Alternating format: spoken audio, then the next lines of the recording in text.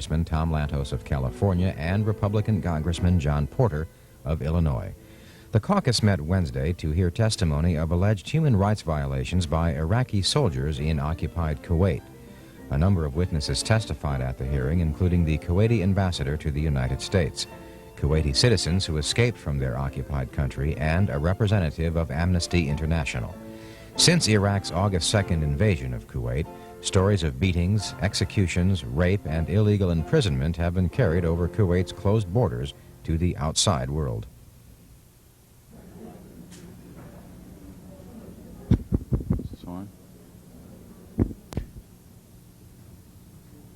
I'd like to welcome all of you this morning. This is the Congressional Human Rights Caucus hearing on the human rights atrocities in Kuwait. We will begin with opening statements from myself and my co-chairman, Tom Lantos, and from the members who are here. And then we will proceed with 3 panels of witnesses who will testify regarding the situation in Kuwait. Iraq's invasion of Kuwait has dominated the headlines of our nation's newspapers for almost 2 months now. Operation Desert Shield, economic sanctions, and other aspects of the world's reaction to Saddam Hussein's horrendous breach of international boundaries have been examined from almost every possible perspective. But very little has been reported about what is actually happening inside Kuwait. We are aware that refugees from all over the world have been filtering out and that thousands of Americans among them have fled. But there are still thousands of Americans who remain hostage, the majority of which are men not permitted to leave by Iraqi officials. Many of these men have been strategically moved to Kuwait's munitions and chemical-producing sites to be used as a shield against possible U.S. air attacks. In light of Saddam Hussein's repressive regime in Iraq, it is obvious that Kuwaitis and foreign nationals who remain in Kuwait are in grave danger. Since Saddam Hussein came to power in 1979, any voice of dissent has been violently suppressed in Iraq. The Kurds, Iraq's largest minority, have been brutally and continually repressed for seeking recognition of their distinct ethnicity. Over the past 5 years, hundreds of children whose parents were reportedly political activists have been arrested and tortured. Hundreds of thousands of Kurds have been relocated in efforts to diminish a collective Kurdish presence. And hundreds of villages were destroyed, killing thousands by a chemical offensive aimed by Iraq against their own Kurdish civilians. With these sorts of egregious violations having been perpetrated against the innocent people in Saddam Hussein's own country, it is obvious that those opposing Iraq's illegal occupation in Kuwait today are in grave danger. Rape, destruction, and terror rule in Kuwait today. Reports are slowly beginning to filter out of Kuwait. Stories depicting mass extrajudicial killings, widespread arrests, and torture under interrogation continue to emerge from the thousands of people who have fled Kuwait. After reviewing Iraq's dismal human rights record and recent reports outlining conditions in Kuwait, it is our duty to ensure the safety of both foreign nationals held in Kuwait and the citizens of Kuwait and neighboring countries. I would like to thank those testifying today for their courage in sharing with us the horrors they saw firsthand in Kuwait. By bringing your testimony to the attention of Congress, you are helping your friends and relatives who remain in Kuwait. I'd like to call now upon my co-chairman, one of Congress's outstanding leaders in fighting for human rights around the world, Congressman Tom Lantos of California. Tom? Thank you very much, Chairman Porter. And let me say at the outset that this is an extraordinary hearing of the Congressional Human Rights Caucus. We have held literally hundreds of hearings and meetings and briefings dealing with human rights violations around the globe. But we have never dealt with consummate evil run amok as clearly as we are dealing with it this morning. The bipartisan Congressional Human Rights Caucus has dealt with violations of human rights in a tremendous array of countries, running from the Soviet Union years ago, where our efforts may have played a small role in the dramatic improvement of the situation, to human rights violations in Tibet, South Africa, Chile, Cuba, dozens of places. In most of these places, we dealt with regimes which denied that they were engaged in human rights violations. One of the remarkable aspects of Saddam Hussein's reign of terror is that he prides himself in his human rights violations. He telescopes and advertises and proudly proclaims human rights violations he intends to engage in the future. The State Department report on human rights around the globe for the year just ended calls human rights in Iraq as being in an abysmal state. That State Department report was issued prior to the naked aggression of Saddam Hussein against the sovereign, peaceful, non-threatening, small nation of Kuwait. What we have seen since the 2nd of August boggles the mind. Vast numbers of men, women, and children, yes, children, were killed, executed by the Iraqi regime. Premature infants in incubators were sentenced to die by having the incubators removed and the children allowed to perish. Vast numbers of civilians have been subjected to the most creative and imaginative measures of torture that man's evil mind is capable of concocting. The world's television screens have seen the plight of hundreds of thousands of refugees, most of them very poor people, who after years of hard work in Kuwait were compelled to leave, leaving their meager resources behind, trying to survive in refugee camps until they can be evacuated to their countries of origin, from Egypt to Bangladesh.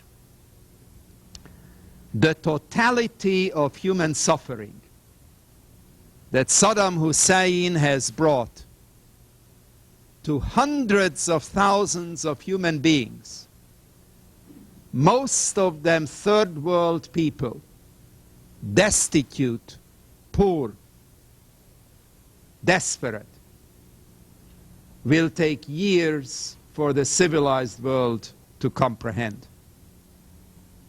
We should not be surprised at what Saddam Hussein has done, because his record clearly indicated the direction in which he was moving. The use of poison gas against his own Kurdish citizens some years ago, which was a subject of a Congressional Human Rights Caucus hearing. The nightmarish pictures on the cover of Newsweek of piles of bodies of Kurdish women and children killed by Saddam Hussein's poison gas attack on the Iraqi village of Halabja, populated by Kurdish citizens, is one of the most horrendous pictures to be presented to this world since the pictures of the Holocaust 45 years ago. He is now determined, with his capability of chemical, biological, and soon nuclear weaponry, to bring untold horror to this region. It is our purpose to highlight during the course of this morning, with the assistance of qualified witnesses, Saddam Hussein's human rights record in Kuwait, and to awaken a world which is still in many ways attempting to save his face, to provide him an attractive way out, rather than recognizing that what the world is confronting in Saddam Hussein and his regime is consummate evil run amok. I look forward to listening to our witnesses, and I want to thank my friend and colleague for chairing this hearing. We're joined by three members of the Congressional Human Rights Caucus, and I want to call on each of them for a brief opening statement as well. Buzz Lukens of Ohio.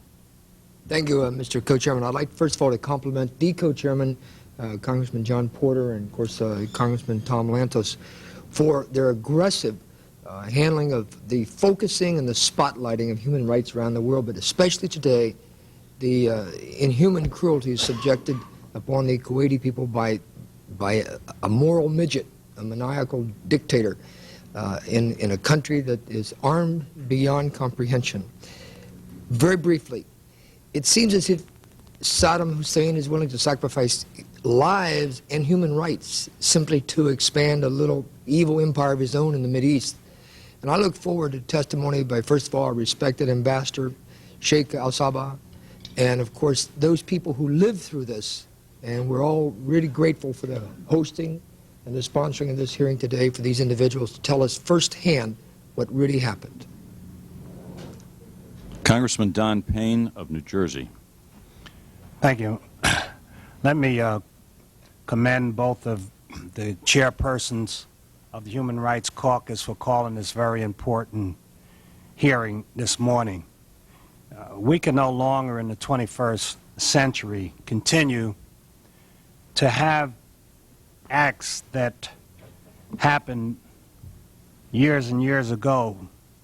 Things that have happened this year are similar to things that have happened 600, 700, 800, 900 years ago, when Vikings went around Europe raiding and pillaging, when the Crusades for many years traveled back and forth, invading and having destruction in their path. And I think that the world has grown to a state of technology.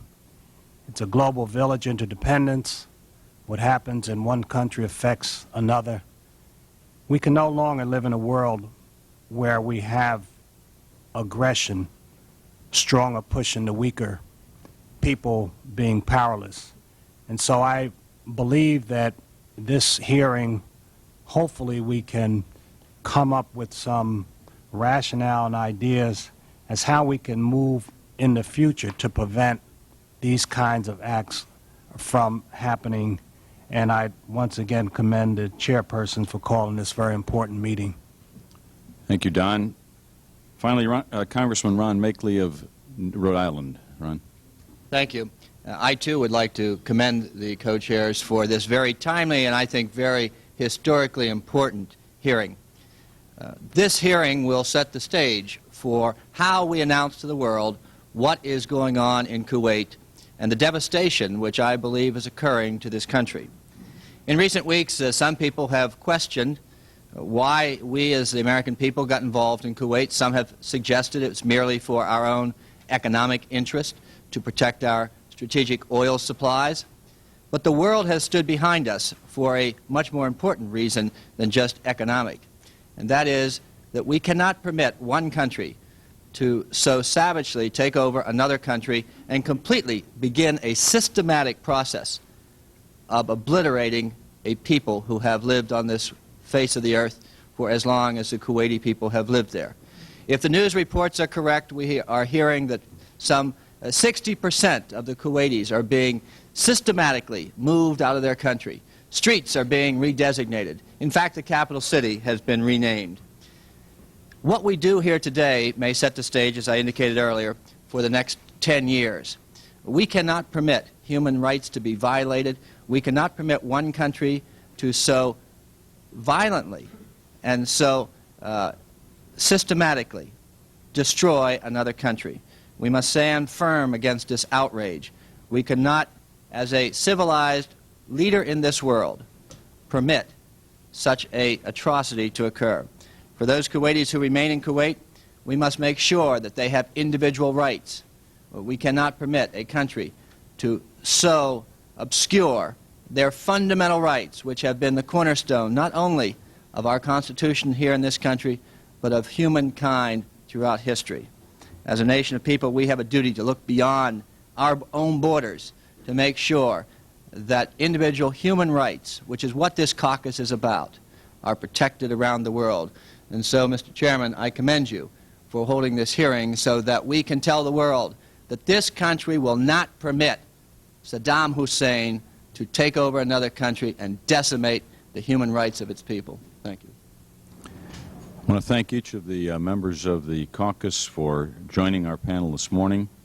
We will proceed with our first witness, the Ambassador of Kuwait, His Excellency Sheikh Saud Al-Sabah. Mr. Ambassador.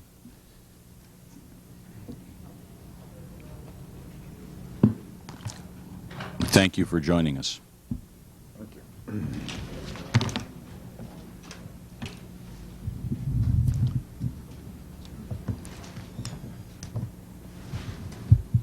Mr. Chairman,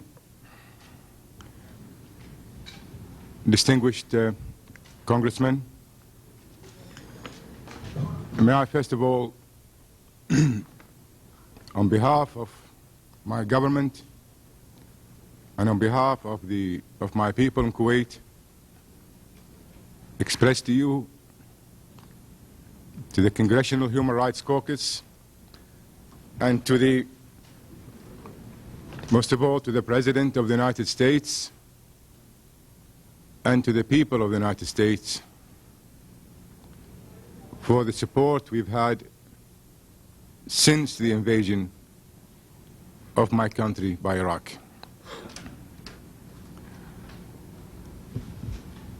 The support of the United States that we've had, in my view, has cultivated and brought together the whole world public opinion in support of our cause. Your noble initiative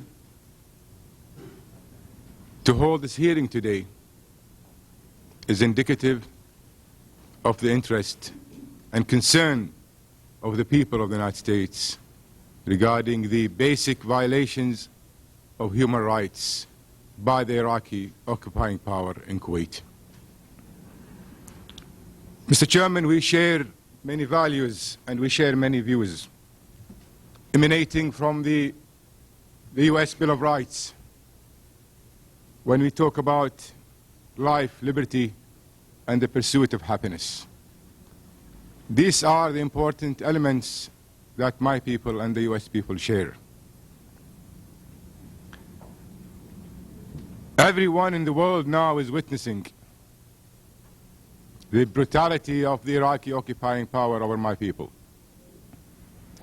Since their unprovoked invasion of my country on the 2nd of August, they have resorted to the inhumane behavior against the people of Kuwait and against other nationalities, especially the U.S. and Western people inside my country.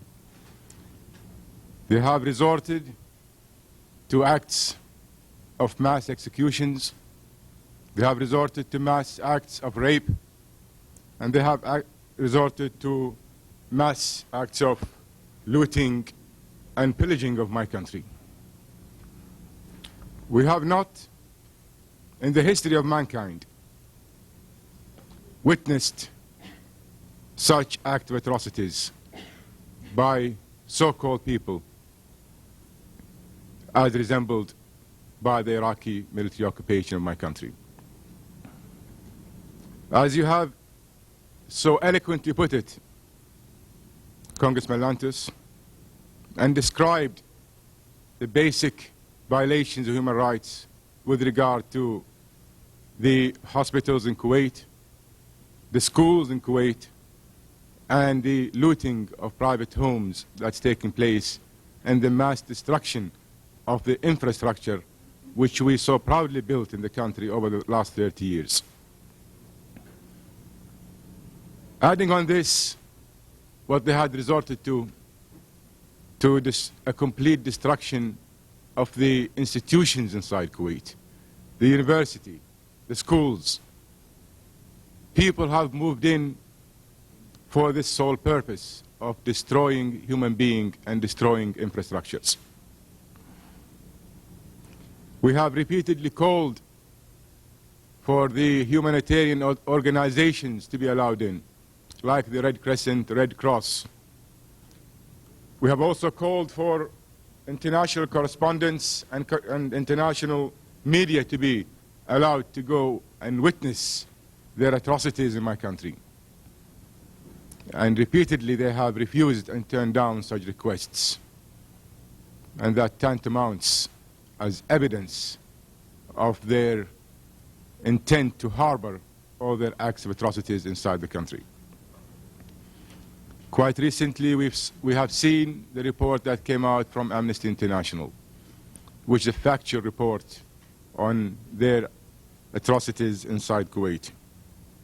Today you're going to hear not hearsay evidence.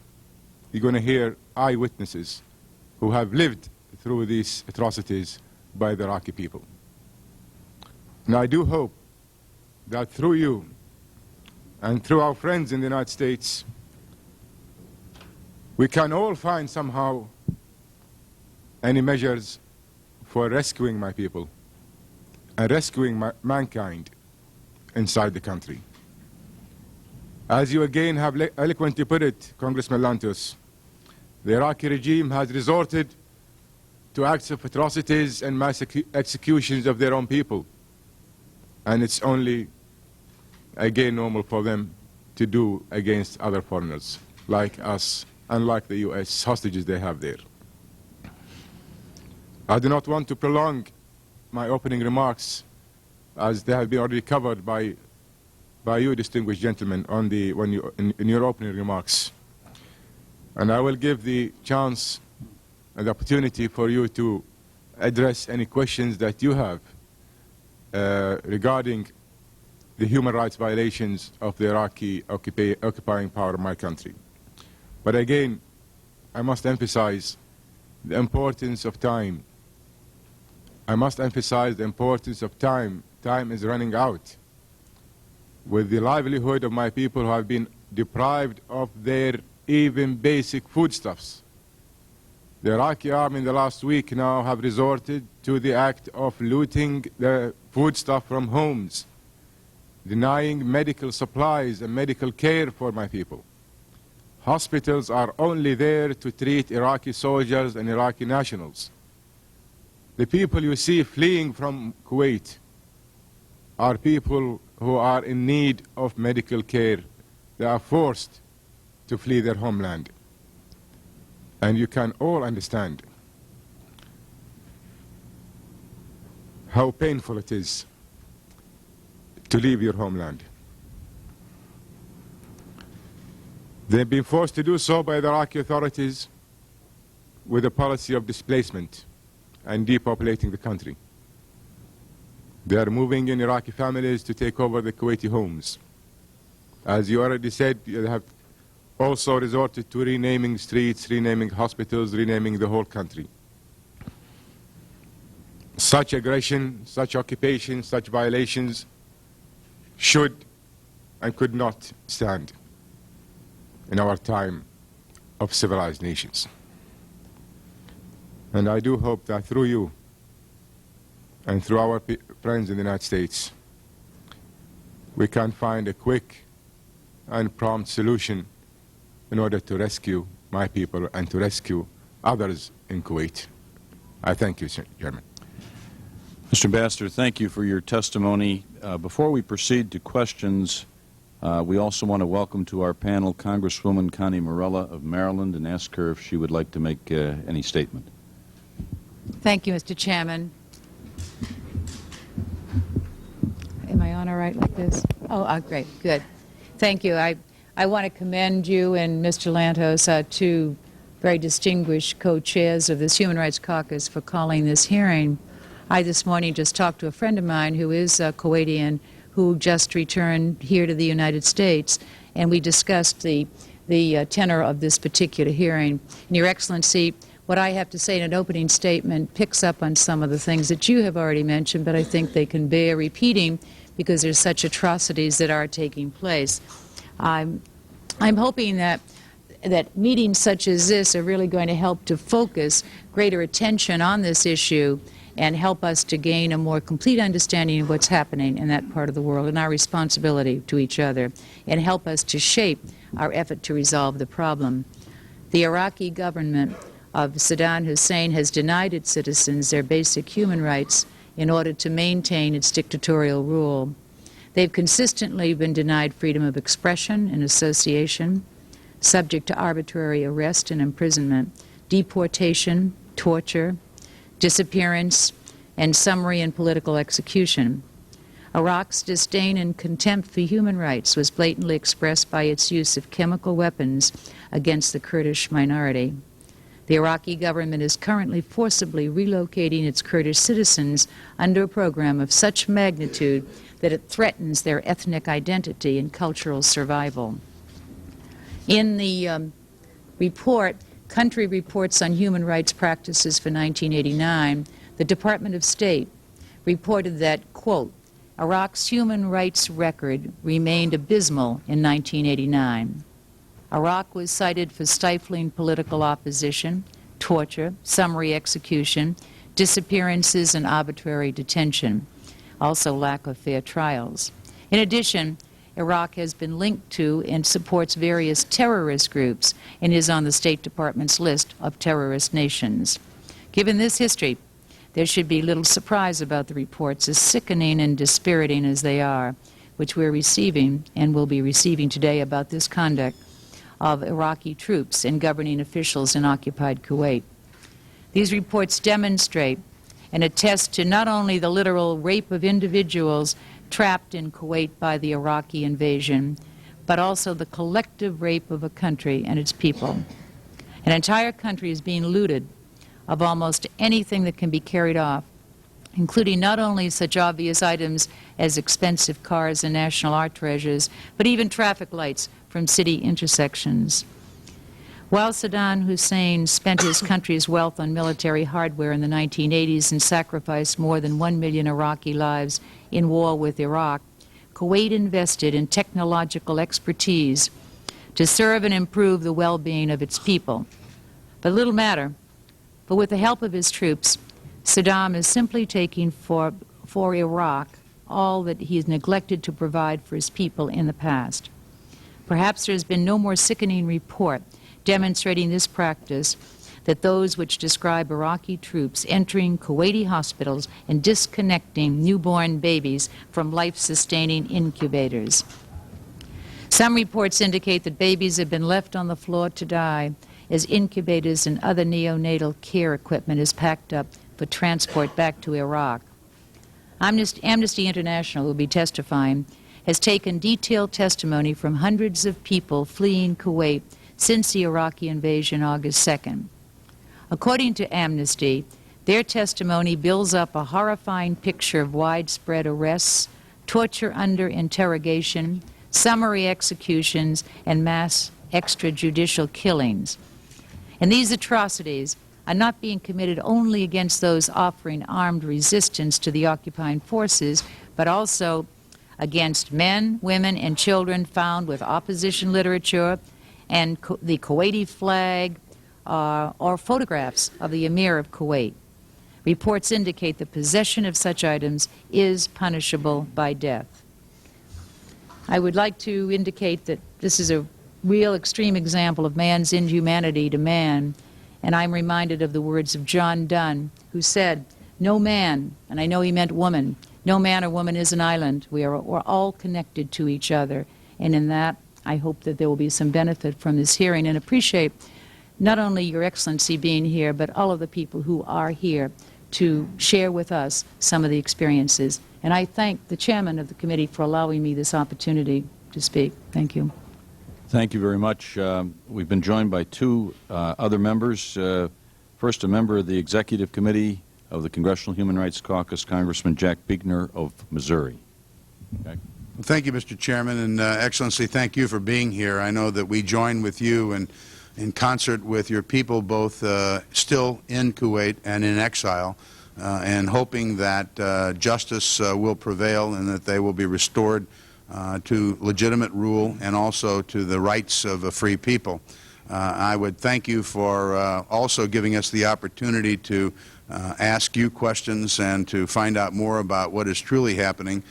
We are basically sitting here trying to read news reports and listen to the various electronic media and try to sift through that.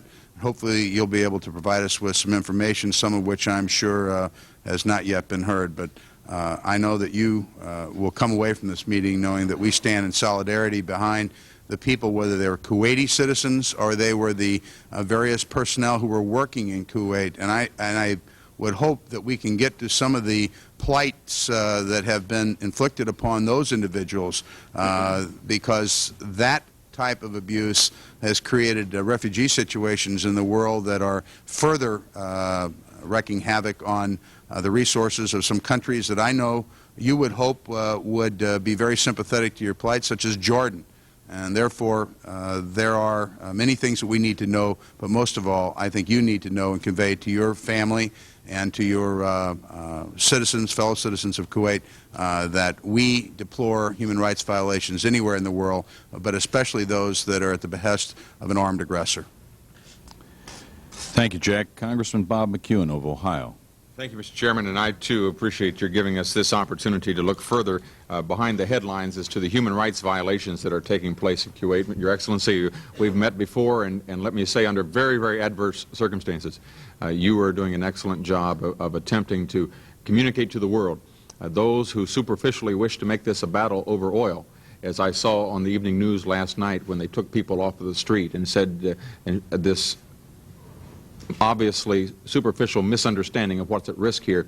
Opportunities such as this are more helpful to understand this is a question of human rights. This is a question of what do people believe in and what do people stand for. If a nation can use its military might to rape and pillage and destroy, and civilization and civilized nations do nothing, then we are in for a bleak period in world history. I don't believe, however, that is the case, and I believe that the unification of nations to stand in support of the legitimate government of Kuwait tells us that while this may be difficult, it is obviously right. It has to be done.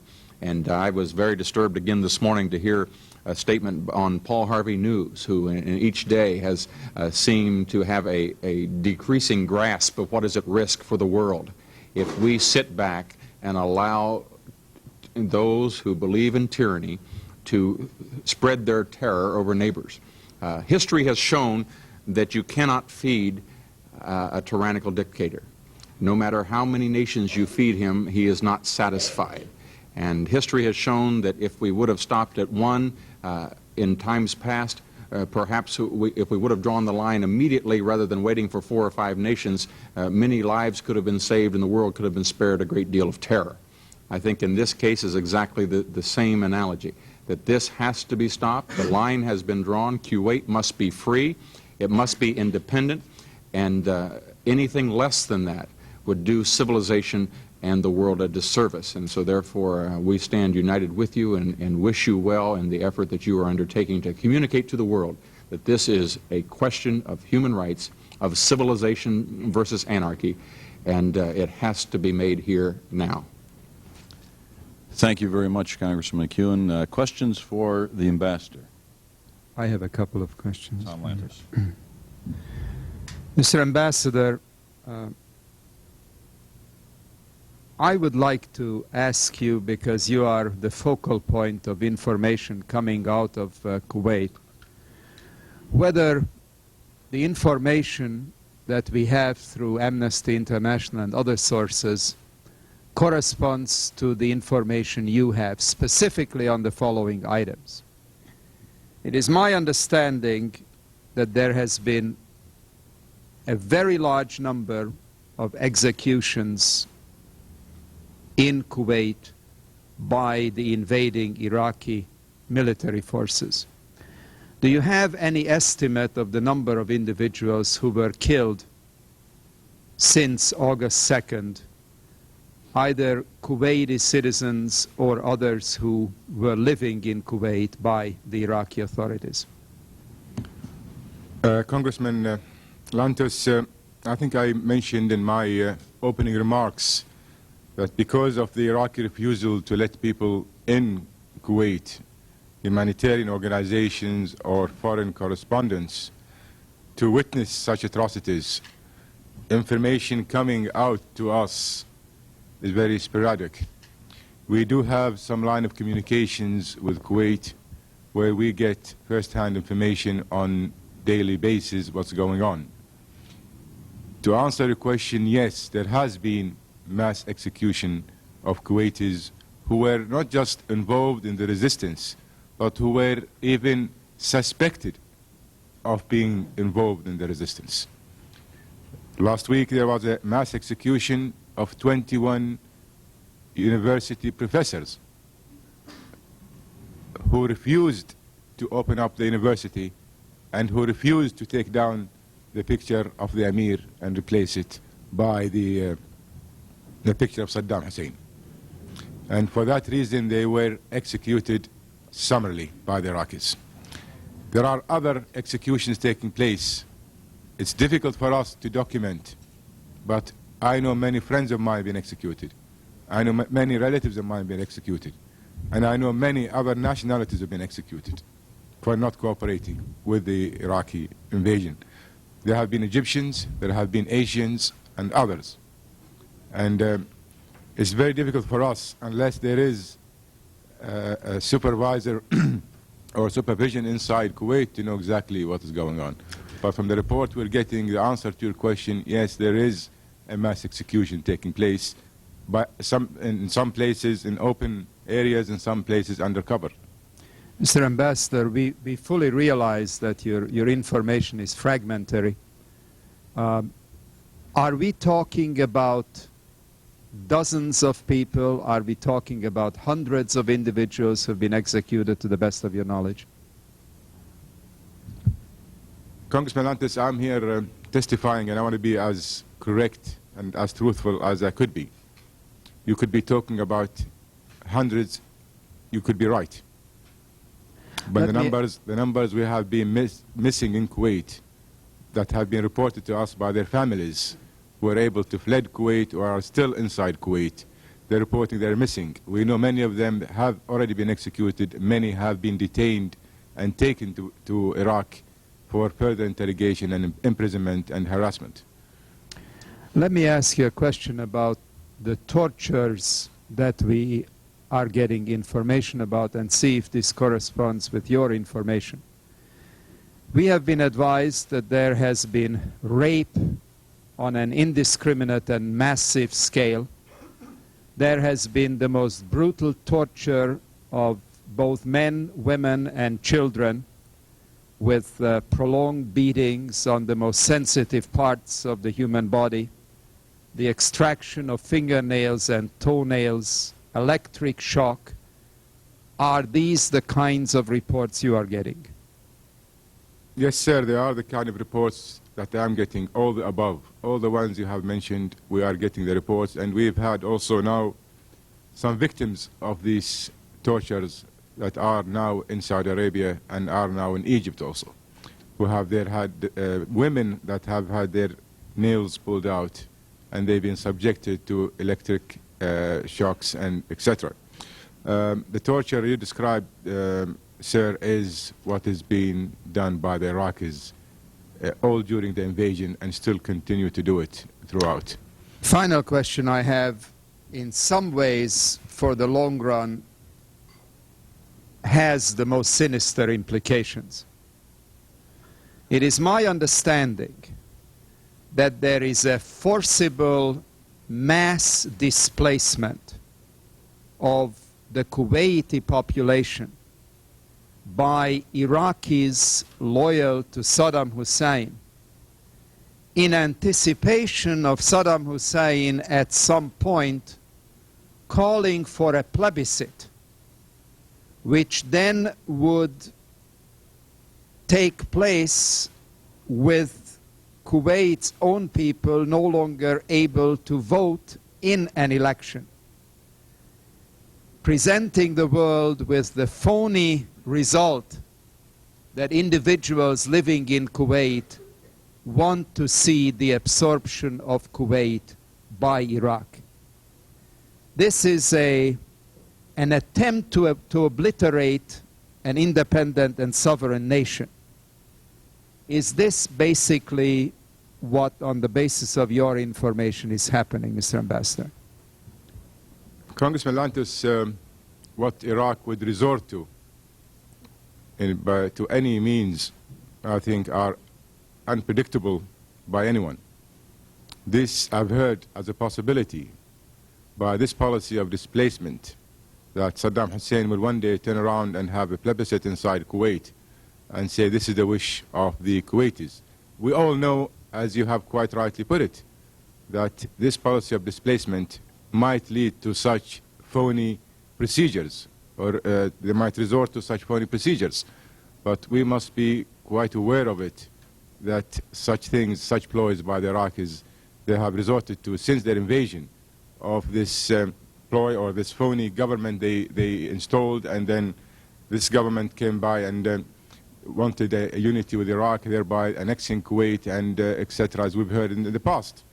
Such ploys and phony measures are within the anticipation of the Iraqi regime, and we must be quite and ready to face it, because as you quite rightly said, this will not stand. So perhaps the occasional opening up of the Kuwaiti-Saudi border to allow Kuwaiti citizens to leave is really not a humanitarian gesture, but it is a sinister plan designed to diminish the indigenous Kuwaiti population within Kuwait. Is that correct, Mr. You're quite right, Congressman, in saying so. This is the attempt on the part of the Iraqis. And when they opened the borders in the south with Saudi Arabia and allowed people to get out, they also stripped them of all their identities, with all their valuables, and they took everything with them, and they had only the clothes on their backs, which they left in the country. We are concerned about all the forged documents and identities that the Iraqis have from the Kuwaitis in fulfilling this kind of policy of displacement, which I referred to in my opening remarks. And I agree with you entirely that this could be another Iraqi ploy they're trying to play in allowing Kuwaitis. Is far, far from a humanitarian kind of measure. They are, again, doing this in order to stake out certain Kuwaitis who they wanted to arrest, officials who are in the security or in the army.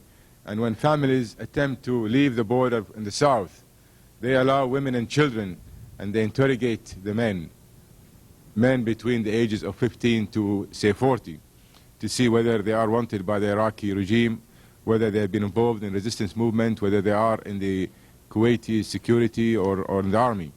If they are proved to be so, they are detained and they disappear. We don't know. We have hundreds of Kuwaitis we cannot account for. They've been taken to Iraq. All young people between the age of 15 to 40, in that range. So your conclusion is quite right in your founding. Thank you, Mr. Ambassador. Thank you, Mr. Chairman. Other questions for the Ambassador? Mr. Lukens? Mr. Chairman, I have one question, Mr. Ambassador, if I might.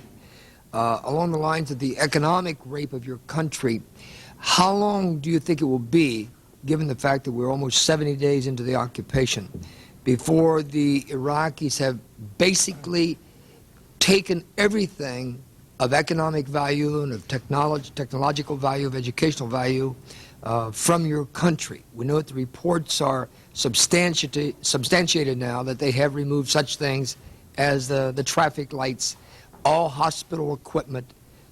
They've totally removed all equipment from universities and schools. Could you elaborate on that a bit and just give us some kind of time estimate of your timetable for the total removal of everything of economic value physically from your country? Congressman Lukens, what they have done already in removing materials from Kuwait, they've already accomplished from all public institutions. The Central Bank of Kuwait has been emptied. All the banks in Kuwait have been emptied. All the public buildings, the government offices, departments have been emptied. Schools, university, hospitals, anything which is not nailed down have been taken away. And even if it is nailed down, it's removed. Our concern here, everything is replaceable. This could be replaced in time. Our concern here is for human lives and violation of human rights. This is really our concern here. Everything in material, I mean, the spite and the greed of the Iraqis, this could be replaced in due time by us with the help of our friends. We are concerned here with the well-being of the Kuwaiti people and others who are inside Kuwait. And this is why I've re-emphasized the importance of time here, is that if they are deprived of their foodstuff, they are deprived of medical care. How long could those people survive under terror, under oppression by the Iraqis? Psychological warfare in the media inside Kuwait, the TV inside Kuwait. They have also jammed foreign radios like Voice of America or the BBC, or tried to jam it in order that people inside Kuwait cannot get the correct or right reports from abroad. There is no communication with the outside world. So in essence, they are isolated inside. And the Iraqis are doing what they're doing to the people in complete isolation from world public opinion. Thank you, Mr. Chairman. Further questions for the Ambassador? Ron Makeley, a member of the Executive Committee. Thank you. Your Excellency, based on reports that you have received, are you able to make any conclusion whether or not our economic embargo will have the desired effect prior to the decimation of your country of having Saddam Hussein withdraw into Iraq? And if so, would that be necessarily a desired solution? And if you feel that the economic embargo will not work, is it better that we use military force sooner than later? Congressman,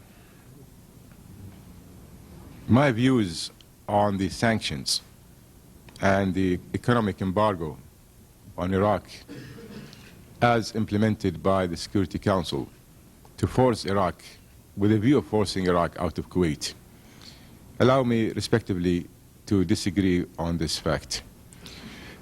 I don't believe personally that Iraq in the short run or the long run will be adversely affected by these sanctions. Knowing Iraq is a big country. Iraq is an agricultural country. They can sustain themselves indefinitely with foodstuff. They can sustain themselves with all other needs of the Iraqi people. The Iraqi regime now is providing food for their military and for their party, and the Iraqi people come third, and then my people inside Kuwait have nothing. After they have robbed all the foodstuffs from Kuwait and they've shipped it back to Iraq, or trucked it back to Iraq, there are plenty of supplies, plus what they grow inside Iraq. The borders with Jordan is still open. There are hundreds of trucks coming in from Jordan to Iraq. Even with the air embargo that has been imposed now on Iraq by the recent Security Council resolution, is being violated indirectly, because flights come into Amman, Jordan, they unload into trucks, and they go into Iraq. So in concluding, I would reach the following conclusion. Sanctions and embargo on Iraq will not, and I repeat, will not bring Iraq down on its knees to force it out of Kuwait. The other factor involved here, you might ask, is that there is an embargo on oil shipments from Iraq. Therefore, Iraq cannot sell oil. Therefore, they cannot get hard currency. And I will have my answer on this too, because Iraq has some allies that are providing Iraq with funds with which to withstand the sanctions and the embargo. Therefore, to finalize this whole thing, I would reach the conclusion that neither in the short run or the long run, Iraq will be forced out of Kuwait because of the sanctions. And I think what was said by the Iraqi foreign minister 2 days ago reaffirms this fact. And he said that they will not be affected by it, and they will continue to defy it. Further questions? Congressman Buechner? Yes, thank you, John. Ambassador, to expand on that a little bit, you said that Iraq has allies that are providing it with hard currency. Is that through loans, or are they acquiring the oil? And who are we talking about? Are you talking about Iran? This is a public hearing, Congressman. I don't wish to get into sensitive information on this. But we have witnessed and we have seen certain movements of funds through central banks in other countries who are providing credit lines for Iraq in hard currencies to enable them to further buy spare parts and other needs for the Iraqi army. And by the way, the reports that you've been hearing that Iraq imports 80% of foodstuff, I can't really find any justification with just reports. You know, Iraq is self-sustained in their foodstuff. What they import are luxuries coming in from other different countries. And if you wish, after this hearing, I could provide you with the information where the funds are moving from different central banks that are providing credit lines for Iraq. Yes, Excellency. I think that the members of the committee would very much like to have that confidential briefing with you, and I thank you very much. I yield back. Congresswoman Morella. Thank you. Just briefly, Your Excellency, what kind of communication do you have with the people in Kuwait?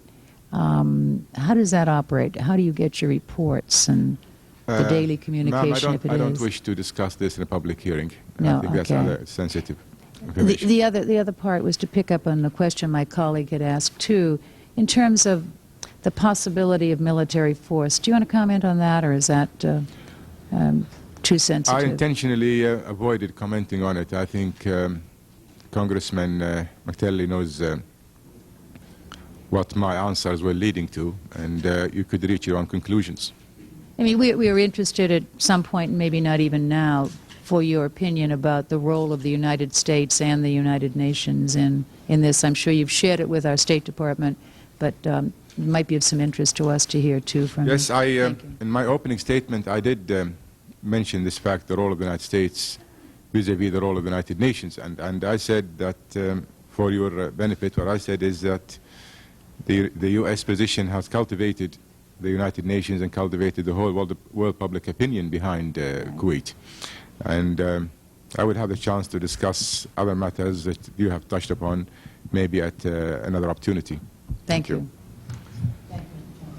Congressman Don Payne. Your Excellency, what is your feeling, and you don't have to answer this if you feel it shouldn't be, of the role that King Hussein of Jordan had played, and how important do you feel that cooperation from Jordan is if, one, we are going to attempt to have the embargo, although you feel that the embargo is not necessarily the way to go? How important is it to have the full cooperation, if that's possible, from King Hussein?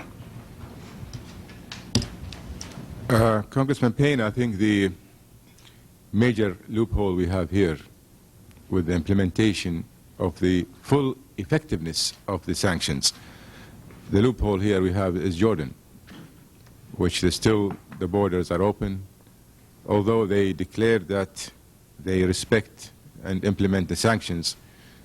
We don't see any proof of that. We don't see any indication of that. The borders with Iraq are open, and the foodstuff and other luxury items and maybe spare parts are being trucked in from Jordan to Iraq. So I would not agree with what they have said regarding their implementation of sanctions. And this is the major loophole we have now, that the borders with Jordan are still open and Iraq is getting what they need through these borders. So they claim that they have honored the sanctions is completely unfounded in our views. Thank you. Bob McEwen. Mr. Ambassador, obviously Saddam Hussein has intelligence sources that tell what the United Nations are up to in surrounding his country. What is your analysis of what his next move will be should the preparations for the defense of your country be completed within the next 3 to 4 weeks by the United Nations? I don't personally think that Saddam Hussein will do anything. Saddam Hussein's policy now would be to sit tight where he is in a defensive posture, to strengthen his grip over Kuwait in an attempt to outlast the patience of the multinational forces that are in Saudi Arabia now, especially the United States. He hopes to break this alliance, whether with the multinational forces or the United Nations. He believes that his time is on his side. He could sit there and outlast, in his belief, outlast your patient and others, thereby accomplishing his mission. I don't think Saddam Hussein will resort to any provocation, because he's heard it so many times from the US that no military action will be conducted until there is provocation. Now, he could read between the lines. Now, if he reaches that conclusion, there will be no provocation on his side. He will sit tight. He will not resort to any other means, like the rhetoric we've heard regarding sending missiles into Israel and etc., etc. These are rhetorics. And he will just sit tight and outlast you. That's what he intends to do. If the United States were to threaten to make a move at any time, what would his reaction be at that point? Can you speculate on that? What would his reaction be? I think I'm not concerned with what his reaction will be. We can understand what his reactions will be. I'm quite sure that the reaction of the Iraqi people themselves will be so welcoming for any military action against their regime to get the Iraqi people freed from this tyranny of a regime over them. By doing so, my friend, you're not just relieving the whole area from this dictator. You're relieving also the Iraqi civilians, the Iraqi people who have been under his dictatorship for so many years. Thank you very much. Mr. Ambassador, thank you very much for being with us this morning, and thank you very much for your testimony. Thank you very much, and I appreciate it. Thank you. Would our second panelists please come up and be seated at the table? That is Miriam Elahi and Dr. Hassan Al-Ibrahim. I'm going to ask each of them to present their testimony before we ask questions of both of them. And let me begin by introducing Mrs. Miriam Elahi. She is the Government Program Officer for North Africa, the Middle East, and Europe for Amnesty International. And Amnesty has just concluded a fact-finding mission to Bahrain, where they interviewed victims and eyewitnesses of human rights abuses in Kuwait. And we welcome you this morning, Miriam. Thank you, Chairman Lantos, Chairman Porter, distinguished congressmen and women, for Could the you pull opportunity. the microphone close to you and speak right into it? For this opportunity to testify before the Congressional Human Rights Caucus. I would like to briefly describe some of the human rights abuses being committed by the Iraqi army in Kuwait. A more detailed testimony which includes Amnesty's long-term concerns on the widespread and systematic violations of human rights by the Iraqi regime inside of Iraq, is contained in my written testimony, which is being submitted for the record. Hundreds of people are believed to have been arrested in Kuwait by Iraqi forces since August 2nd. Refugees fleeing Kuwait have told Amnesty International that Iraqi forces have arrested men, women, and even children for possessing opposition literature, the Kuwaiti flag, or photographs of the Emir of Kuwait. People are said to have been arrested and in some instances killed for their non-violent opposition to the Iraqi invasion, including the failure to demonstrate the proper allegiance to the Iraqi President Saddam Hussein. Amnesty International has received numerous reports of the routine torture of detainees by the Iraqi security forces. Victims have suffered rape, electric shocks, prolonged beatings to sensitive parts of their bodies, the breaking of their arms and legs, and the pulling out of their finger and toenails. Others have been summarily executed. Iraqi forces have reportedly killed scores of unarmed civilians. Boys as young as 15 have been shot in the head and their bodies dumped outside their houses in the streets. In one incident in Kuwait City, Iraqi soldiers reportedly fired at a group of 35 women and children who were peacefully protesting Iraq's annexation of Kuwait. An eyewitness told Amnesty that 2 boys, aged 13 and 16, and a 20-year-old girl were killed by bullets in the head and heart. Amnesty International calls upon the Iraqi government to immediately end all extrajudicial executions, summary killings, acts of torture, and arbitrary arrests. Thank you. Ms. Elahi, thank you very much. Next, Dr. Hassan Al-Ibrahim, President of the Citizens for a Free Kuwait. He will provide a statement and then introduce a brief video featuring footage that was recently filmed in Kuwait. Dr. Al-Ibrahim, thank you very much for being with us. And members of the committee, allow me to introduce myself. Please speak right into the microphone if you can. Put it right in front of you. I am Hassan Al-Ibrahim. I am the former rector of Kuwait University and more recently the former Minister of Education in Kuwait. I am a founding member of the Arab Organization for Human Rights, and for 3 years I have been member of this organization's Board of Trustees. I am presently the chairman of Kuwait Society for the Advancement of Arab Children and president of the new organization in the United States, Citizen for Free Kuwait, established after the Iraqi invasion of August 2nd. In conjunction with the Society for the Advancement of Arab Children, and is the only society in the Arab world, sir, 10 days ago, I had an interview with the Voice of America, which was in Arabic, and I have talked about the atrocity committed by Saddam Hussein in Kuwait.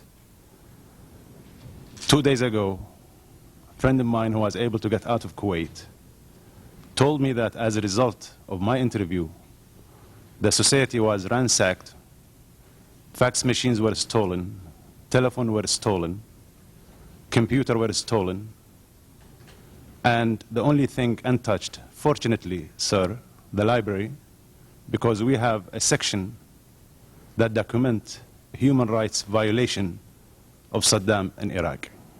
The library, fortunately, was not touched.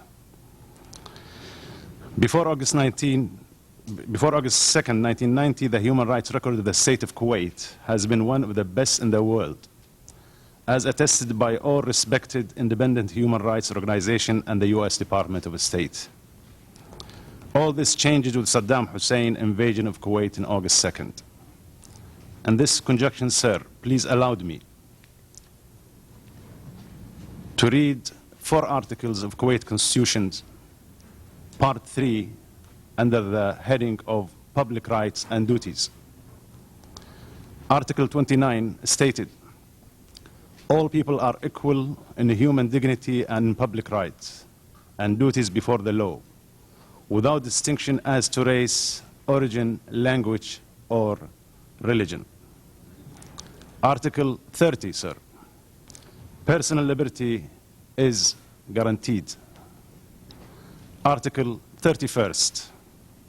No person shall be arrested, detained, searched, or compelled to reside in a specified place, nor shall the resident of any person or his liberty to choose his place of residence or his liberty of movement be restricted, except in accordance with provision of law. No person shall be subjected to torture or to degrading treatment. Article 34. An accused person is presumed innocent until proved guilty in a legal trial, at which the necessary guarantee for exercise of the right of defense are secured. The infliction of physical or moral injuries on an accused person is prohibited.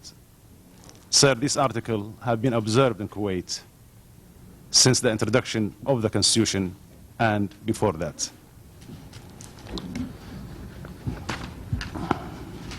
I appear before you, ladies and gentlemen, and it saddens my heart to present the following example of Iraqi human rights violation in Kuwait. These have been confirmed by the CFK and by Amnesty International. Execution and murder, rape, use of electrical shocks, prolonged beating to sensitive parts of the body, breaking limbs, pulling hair with pincers, pulling out fingers and toenails, psychological threat of sexual assault or execution. Those who oppose the Iraqi occupation either been executed, tortured, or thrown into prison.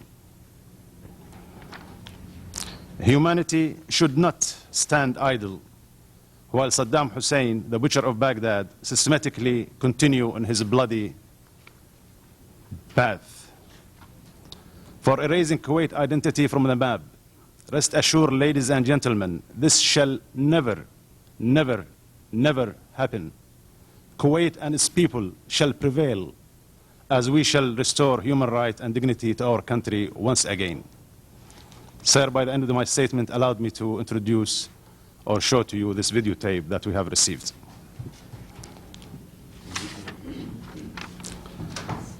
The horror of the Iraqi atrocity is best seen through the eyes of those who witness and experience it firsthand. This videotape will show the eyewitnesses who have seen in their own eyes what happened in Kuwait.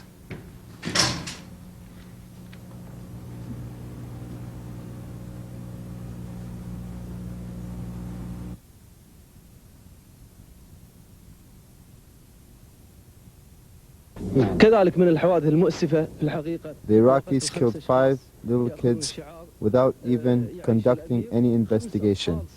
They killed them because they had some literature that says, "Long live the Emir." The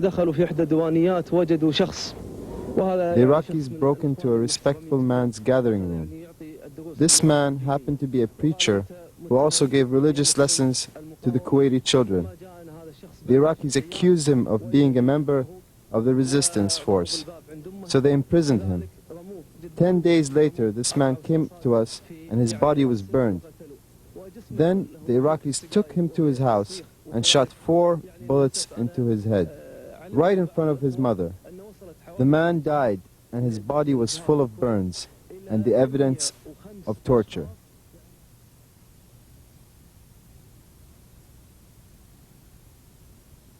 They were carrying the banners of Kuwait, and children were also accompanying them. Children at the age of 3 and 4 were carrying the banners. 5 children shot randomly, including 3 with their heads completely torn apart and their brains could be seen. Of course, they died immediately, and 2 were shot in their chest and abdomen. We exerted our utmost, but the savage shooting of the Iraqi soldiers of Saddam Hussein did not allow us the chance.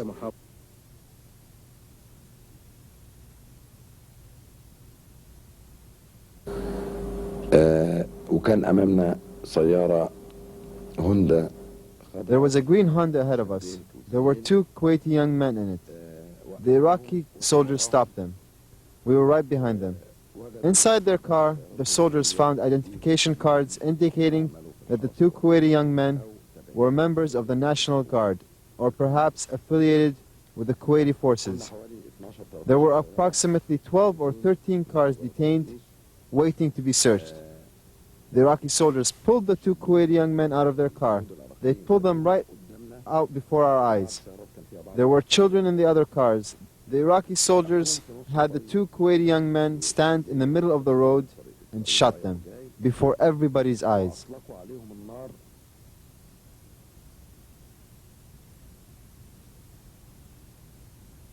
كانوا بيسيبوا المرضى الكويتيين يصفوا في دمهم ويموتوا في الشوارع. The bodies would be left in the streets until they rot. They prevented any car from carrying the bodies to the hospital to be placed in refrigerators or to be buried. They stole the patient's food and went into the nurses' residence under the pretext that they were providing security, when in fact they raped the nurses.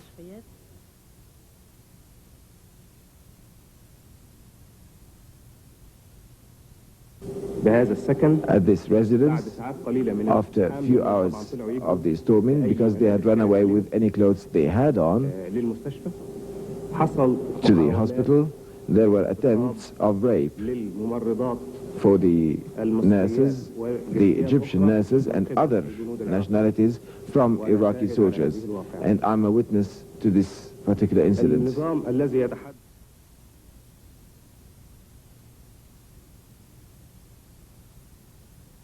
And the Iraqi soldiers attacked the hospital, the maternity hospital, and took 5 nurses to rape them. Luckily, gunfires were heard outside the residence, so the soldiers ran away in case it may be resistance.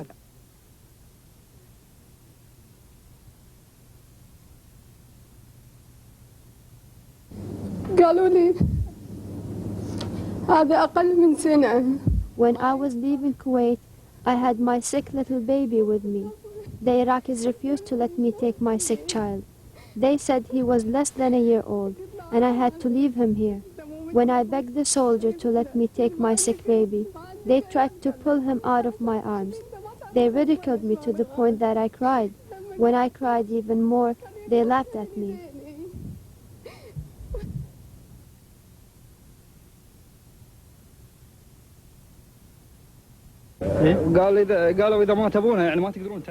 When they brought my mentally retarded sister to us, they told us that if you cannot feed her, we can take her back to Baghdad with the rest of the mentally retarded and put a bullet in each of them.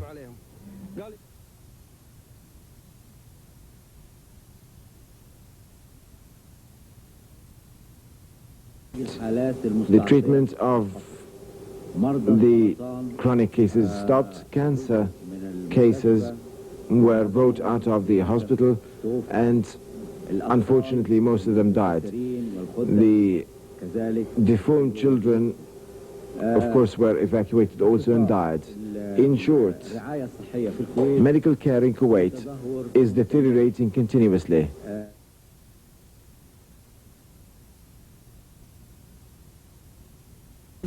She was driving her car with her clothes in a convoy of cars in an area between Baghdad and Al-Fallujah. The brave Iraqi soldiers, the heroes of the Arabic nation and the protectors of the eastern gate of the Arab nation, they went out to her with their knives, attacked her, took the cars and dropped her, left her in the street all alone until another car with an Egyptian family picked her up and brought her back.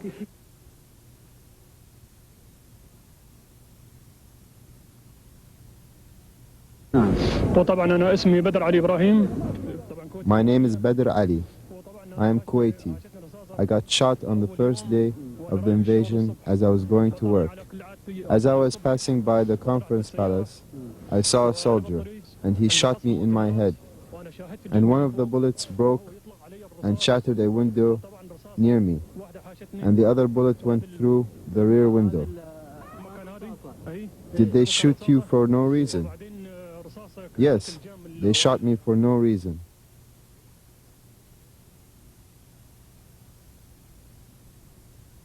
The Iraqis abducted a man at the Salmiya police station because he had an audio cassette of the Emir's speech and the speech of Sheikh Ahmed Al-Qattan, a religious preacher. They took his 15-year-old daughter upstairs and raped her brutally and then returned her to her father.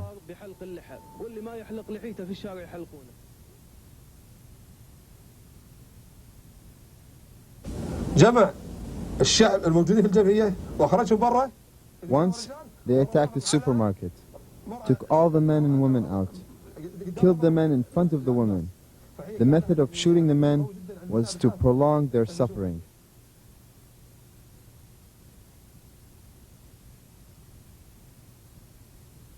As soon as the Iraqis came in, they entered the hospitals. And the first thing they did, they went to the intensive care units for the extremely sick and removed the tubes and the equipment for the heart patients.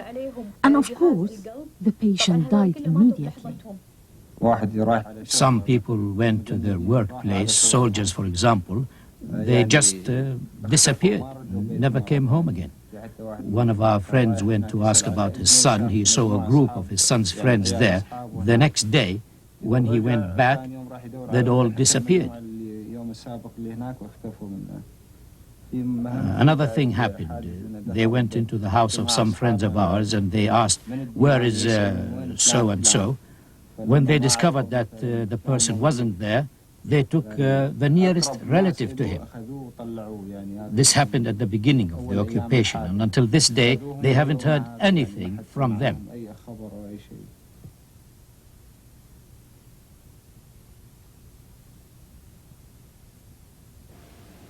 I can tell you an example. They took two of my relatives, two boys. One 17 and one 16 years old were having a pamphlet in their car and continued to torture them for 3 days with no food and no water.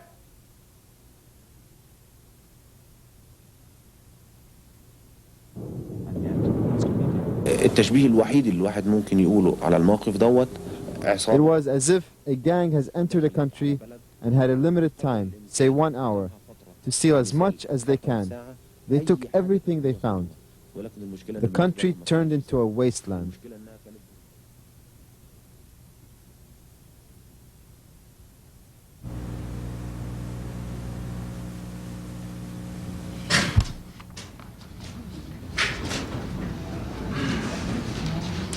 I want to thank our two witnesses. I want to ask you to stay at the witness table and be joined by the next panel, and then we'll, after they testify, we'll have questions perhaps for all of you. Is that permissible? Thank you. Will the panelists from panel 3 please come and join them at the table? I believe there are enough seats.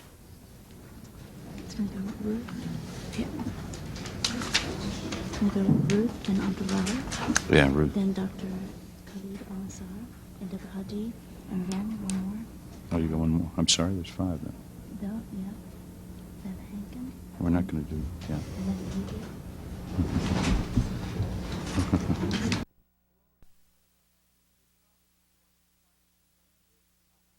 To a Kuwaiti Air Force major. We met at Memphis State in 1978, and when he completed his studies, he asked me to join him in Kuwait to start our life together. I was able to be among the first group of hostages to leave Kuwait on September 7th with my 3 children. At that time, in 1978, when I went to Kuwait, the society was less westernized than it is today. However, my cultural transition was eased by the warmth and support of my husband's family and the expatriate community with which I worked. I was employed by Kuwait Institute for Scientific Research, where women had the opportunity to work at all levels. It has been one of the most prominent research institutes in the Middle East, specializing in water resources, mariculture and fisheries, environmental science, and petroleum. Now I'd like to tell you about the Kuwait that I knew and loved. a Kuwait that was filled with the hustle and bustle of everyday life. Cars driving everywhere, people in the streets and the markets visiting each other.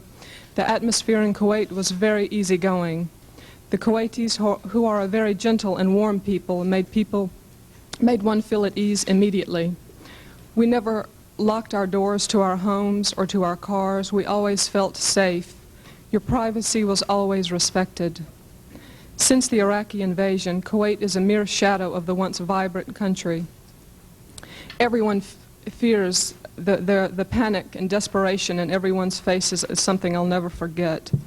I was so afraid to leave my home. I would only leave if it was absolutely necessary to go out and get food, or to travel from one house to another when we heard that the Iraqis were in our area and we were literally fleeing for our lives house to house. We locked our doors. Sometimes we slept on the floors. We were afraid to speak on the telephones, as if you spoke after 2 minutes, they would trace the call and come to your house if they heard a Western voice on the phone. I lived in a state of constant terror and anxiety, not knowing if the Iraqis were going to break down my door in the middle of the night to rape me, torture my children, or take my loved ones from me.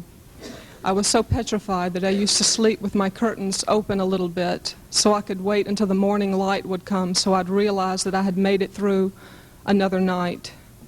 The Iraqis have systematically destroyed the Kuwait that I came to know and love. The modern high-rise hotels and government buildings have been reduced to ashes and soot. Schools and government buildings and hospitals have been stripped bare. All of the desks, the blackboards, the books, the hospital beds, the medical equipment, the medicine, the life-supporting equipment have all been stolen by the Iraqis. Even before I left Kuwait, a little more than a month after the invasion, this peaceful country has been turned into an Iraqi military installation. There's an Iraqi tank about every 300 yards on the waterfront road, which is called the Gulf Road. Every neighborhood is occupied by at least 50 to 100, if not more, Iraqi soldiers, whose behavior is very unpredictable depending on their mood. We lived under constant threat of physical brutality. For example, a friend of our family's who worked at Kuwait Airways was out after the curfew, which at that time was 7 o'clock. The soldiers picked him up and broke his back in 3 places. They beat him so hard, unnecessarily. The terror we lived was unbelievable. The sister of a friend of mine, who is Kuwaiti, was heading toward the border when they opened the borders in Saudi Arabia with her mother and her brother and her 1.5-month-old baby she was holding in her arms. When she arrived at the border, the Iraqi soldier asked her, "Is that a male or a female child?" She said, "This is my son." He said, "Give him to me. We've been ordered to kill all male children." She said, "Kill us all. Kill everybody in the car, but you're not taking my baby." She told the soldier, "You're not a father, you don't have a mother, you don't know what it feels to lose a child." And the Iraqi soldier actually let them go. The story gives me the chills every time I think of that moment of terror for that poor woman. At the border, men from 15 to 35 years old were forced out of their cars and taken away, some never to be seen again. In a society where men are instrumental to the social and cultural fabric, this act alone can completely debilitate Kuwaiti women. However, in spite of their gentle nature, the Kuwaiti women are quite strong. They will overcome these loathsome experiences inflicted upon them by the Iraqis, but at a great personal and psychological cost. Iraqis have attempted to control the Kuwaitis by threatening to kill their families, as well as their neighbors if they don't do as they like. For example, 5 Iraqi soldiers were found dead in an area in Kuwait in a certain neighborhood, and as a result, they went in and looted and robbed the houses and burned the homes. The cousin of a Kuwaiti friend was a military officer in Kuwait, and he was in hiding. He went home just to change his clothes and was there 5 minutes. They picked him up. They tortured him, they abused him, and after 10 days of torture, they brought him to his parents' home, called out all of the family members, the neighbors, and shot him dead in front of his mother. And then they burned the mother's house. Iraqi soldiers are taking young Kuwaiti girls, aged 13, 14, and 15, and raping them. The physical horror of this speaks for itself. However, in this society where virginity is a prerequisite for marriage, it is even more devastating for these poor girls. A girl who is not a virgin brings shame on herself and on her family. A friend of my husband's heard of a man who had both of his ears cut off until he revealed the name of 15 people who were in the resistance movement, and then those 15 men were found dead and slaughtered. It is a normal Iraqi practice to arbitrarily arrest 50 to 75 Kuwaitis each afternoon and throw them into the jails in each neighborhood, where they are tortured and humiliated and urinated on and forced to consume their own feces.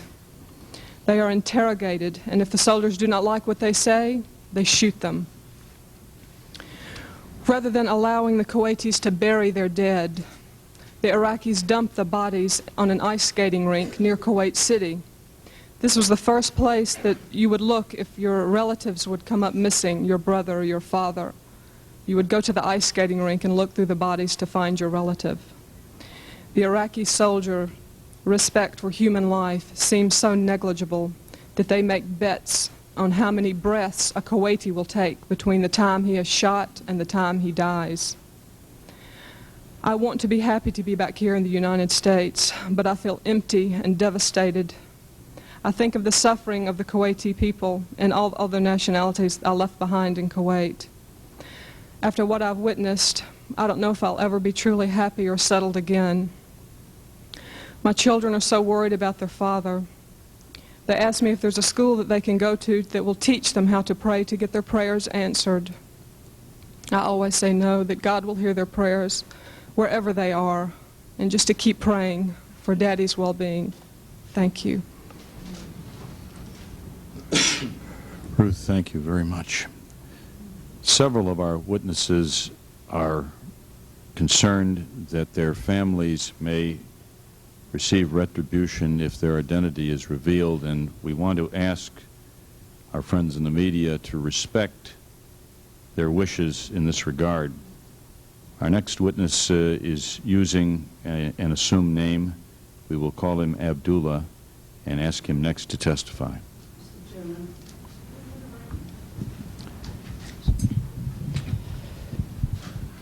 Mr. Chairman, members of the committee, I was in Kuwait when the invasion took over.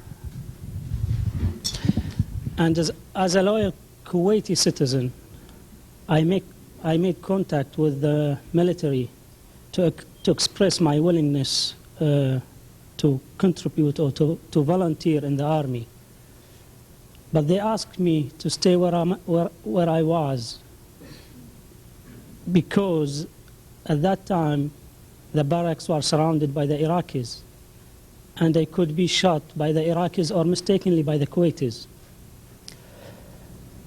I stayed in Kuwait 7 weeks, almost 7 weeks, under the invasion, and consisting of doing my part to contribute the recovery of my country. I cannot discuss all of these things for fear of reprisal against my family members who are still in Kuwait, or compromising the ongoing efforts of the resistance. However, I will share a few accounts of the atrocities witnessed in Kuwait after the August 2nd invasion.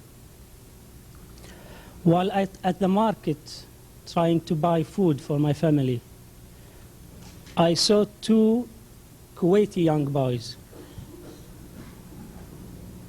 15 or 16 years old, in handcuffs, escorted by Iraqi soldiers. And the soldiers knocked on the door, escorted to a house, and the soldiers knocked on the door, and a child answered. They asked her to call her mother or father.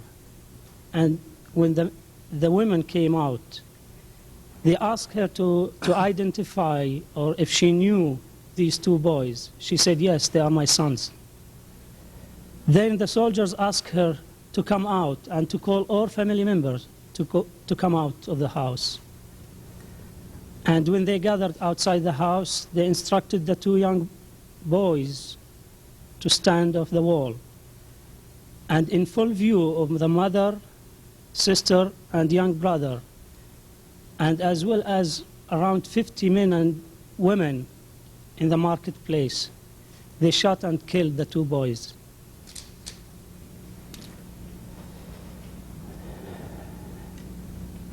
No Kuwaiti has accepted the invasion of our country.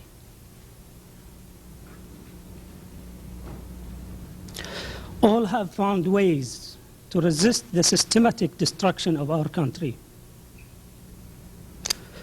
Young boys has joined the resistance. Women and girls have distributed flyers and leaflets. Kuwaiti have housed and protected Westerners in their house at great risk. Kuwaiti have refused to renounce their pride in country, their identity, and their religious beliefs. 3 days before I escaped, I participated in a funeral of my friend. He was a religious man. He was tortured and killed, his fingernail extracted, his beard has ripped off of his chin. Because of what? Because he delivered a speech in a Friday religious ceremony condemning the Iraqi invasion of Kuwait. The Iraqi soldiers, after 2 days, searched and found him. Like I said, they tortured him and killed him. And his body was deposited near the mosque where he delivered the speech.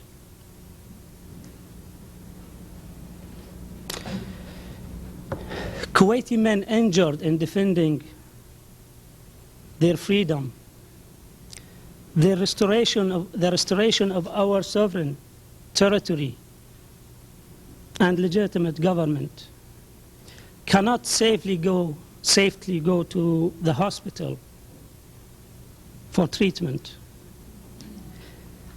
They must seek shelter and medical attention in homes of those they trust. They are subject for primitive care, medical care, from volunteers, doctor volunteers, who risk their lives just to care for them. They often die of wounds which otherwise can successfully treated. I am here today, Mr. Chairman, to tell you that the fight is still going on in Kuwait under great personal risk. While I number myself among those fortunate to manage to escape from Kuwait without injury and to be able to continue my resistance outside Kuwait, my heart, like those of my family and my friends, remains within Kuwait. I salute American people to their position, to their support, and I hope they continue supporting us in fight against tyranny and terror. And I witnessed a catastrophe things which was happened in my country. Like I said, I cannot reveal, or I cannot say all of it, just to protect my family members and my friends who are still in Kuwait. Thank you, Mr. Chairman.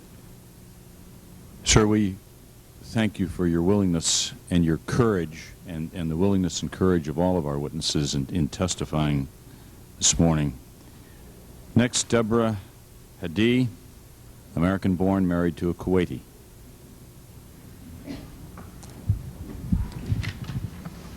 Mr. Chairman and members of the committee, my name is Deborah Hadi, and I appreciate very much... The microphone right there, yes. Okay. I appreciate very much to be here today to share with you some of my thoughts and feelings regarding the terrible events that have taken place in Kuwait. I met my Kuwaiti husband here in the United States when we were both attending the University of Louisville. I've spent the last 12 years in Kuwait. We had a wonderful life. We've seen a lot of the world. But now I'm afraid for my husband's life and the life we once had together. I'm afraid I'll never be able to go home or I'll never see my husband again. Mr. Chairman, while America is my country, Kuwait is my home. Life in Kuwait before the invasion was basically worry-free. We were treated with respect, dignity, and compassion by the Emir and the Kuwait government and people. Although you were expected to be responsible for yourself, no one was expected to do without in Kuwait. Kuwait is still providing for us here while we are here until we can go back. It's been difficult for me to express my feelings since the Iraqi invasion on August the 2nd. Terror, confusion, despair, vulnerability, emptiness, and anger are just a few of the emotions I've felt since our world was literally turned upside down. Even during the Iran-Iraq war, when Iran terrorized the U.S. Embassy in Kuwait and held many of us hostage in the American school where I worked, were we treated so badly. Nothing like what is going on now in Kuwait. The primitive, uncivilized behavior of Saddam Hussein's forces was never expected in a million years. A few months ago, we could never imagine the horrors that we've had to experience in the last 60 days. The acts witnessed by many of us who fled our homes go beyond what many would consider even flagrant human rights abuses. It's clockwork orange in Kuwait now, and chaos and mayhem have intruded into every corner of our lives. Some of the horrors are vivid, and they'll remain with me forever. I lived across the street from a school which had been occupied in Kuwait. It was occupied in the first weeks during the invasion. Several days after they took over the school, we heard screaming, and we went up to the second floor of the house, and you can look right down into the school. There was a woman and a small girl and a man who was on the ground, had his hands cuffed behind his back. It was her husband. They raped the woman and the child. Then they shot the man in the head. The next day, these tortures went on daily. The next day, we seen boys brought in. They were also handcuffed and put on their knees. And they said that, well, the Iraqis said that they were in the resistance. And they held their eyes open and put lit cigarettes into their eyes. And after they finished that, they shot him. And we also seen them take one of the resistance, and they took his pants down and took broken Coke bottles and put up their backsides to get information from them, and when they couldn't, they shot him.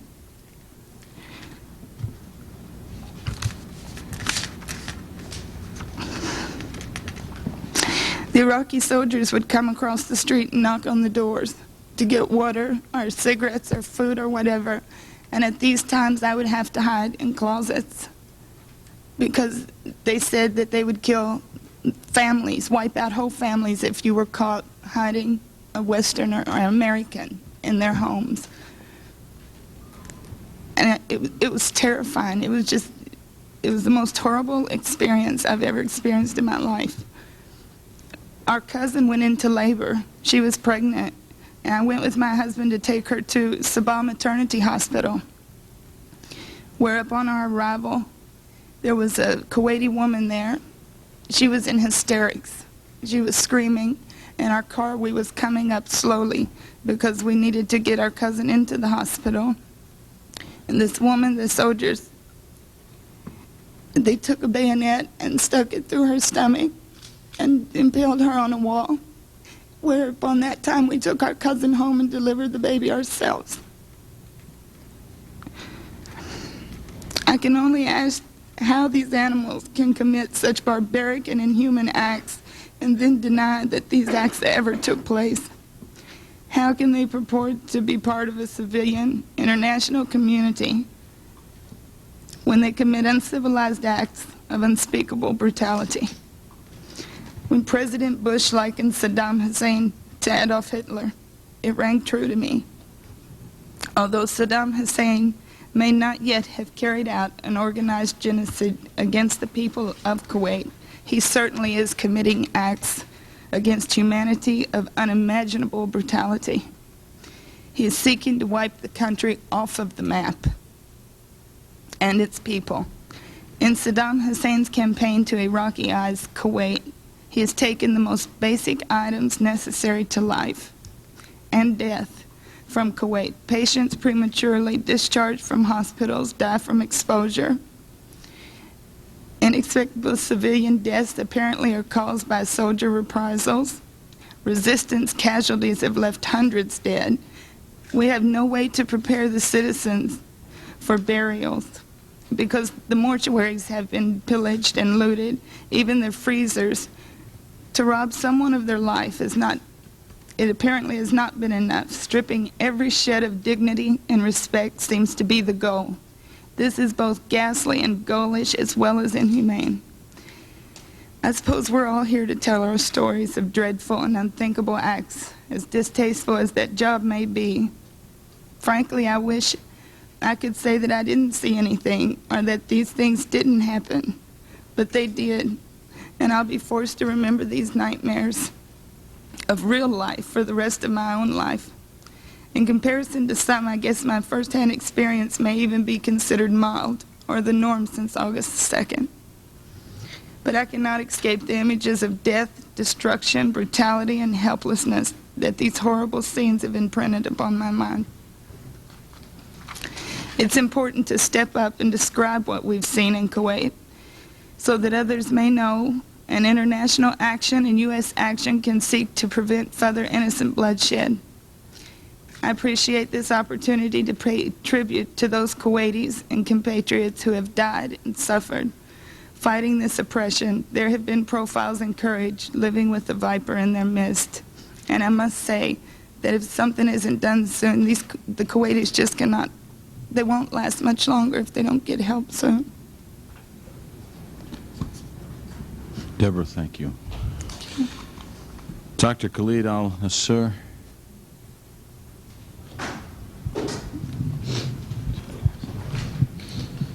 Mr. Chairman, distinguished members of the caucus, thank you for holding this hearing today. My name is Khalid Al-Nassar. I am a Kuwaiti national. I'm currently staying in Seattle, Washington. Both my undergraduate and postgraduate work has been done here. I spent several years studying in the United States. After I have finished in 1979, I went to Kuwait and I worked as the assistant professor of medical genetics. And later, in addition to my profession, I was the Vice Dean for Administration and Finance for the Kuwait University School of Medicine. 12 years after the Iraqi invasion, I escaped Kuwait with my family in a car caravan crossing the desert to Saudi Arabia. The story of that morning, August the 14th, is one of emotional torture, ill treatment and humiliation. To flee from the Iraqi invaders, I took my wife and my 9-year-old daughter in the family car, and we met at a predetermined location very early that morning at around 4:30, 4:45. We met approximately 70 to 80 displaced Kuwaiti families. Our goal was to cross the desert, a mere feat in itself.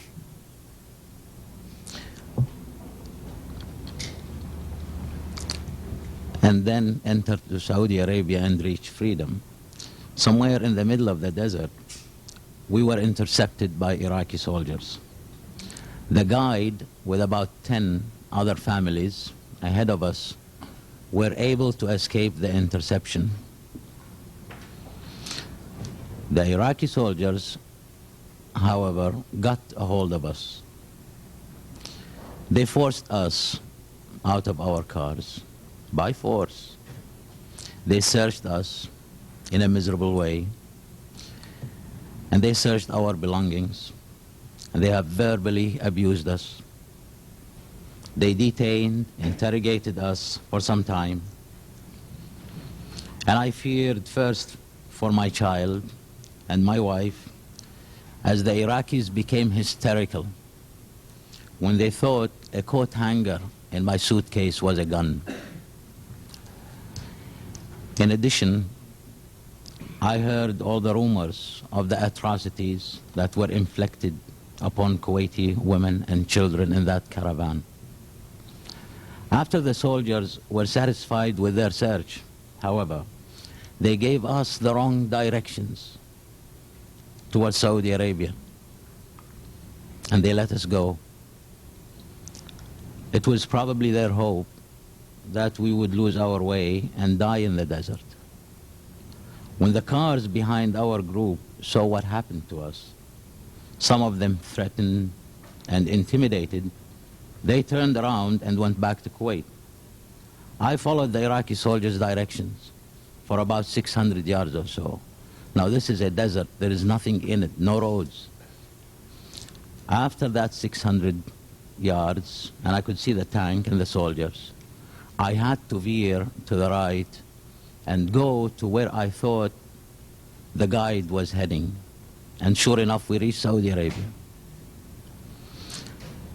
Now, gentlemen, I know of many extreme injustices committed against the citizens of Kuwait. Many of them family members and friends. I saw the Iraqis shoot at kids.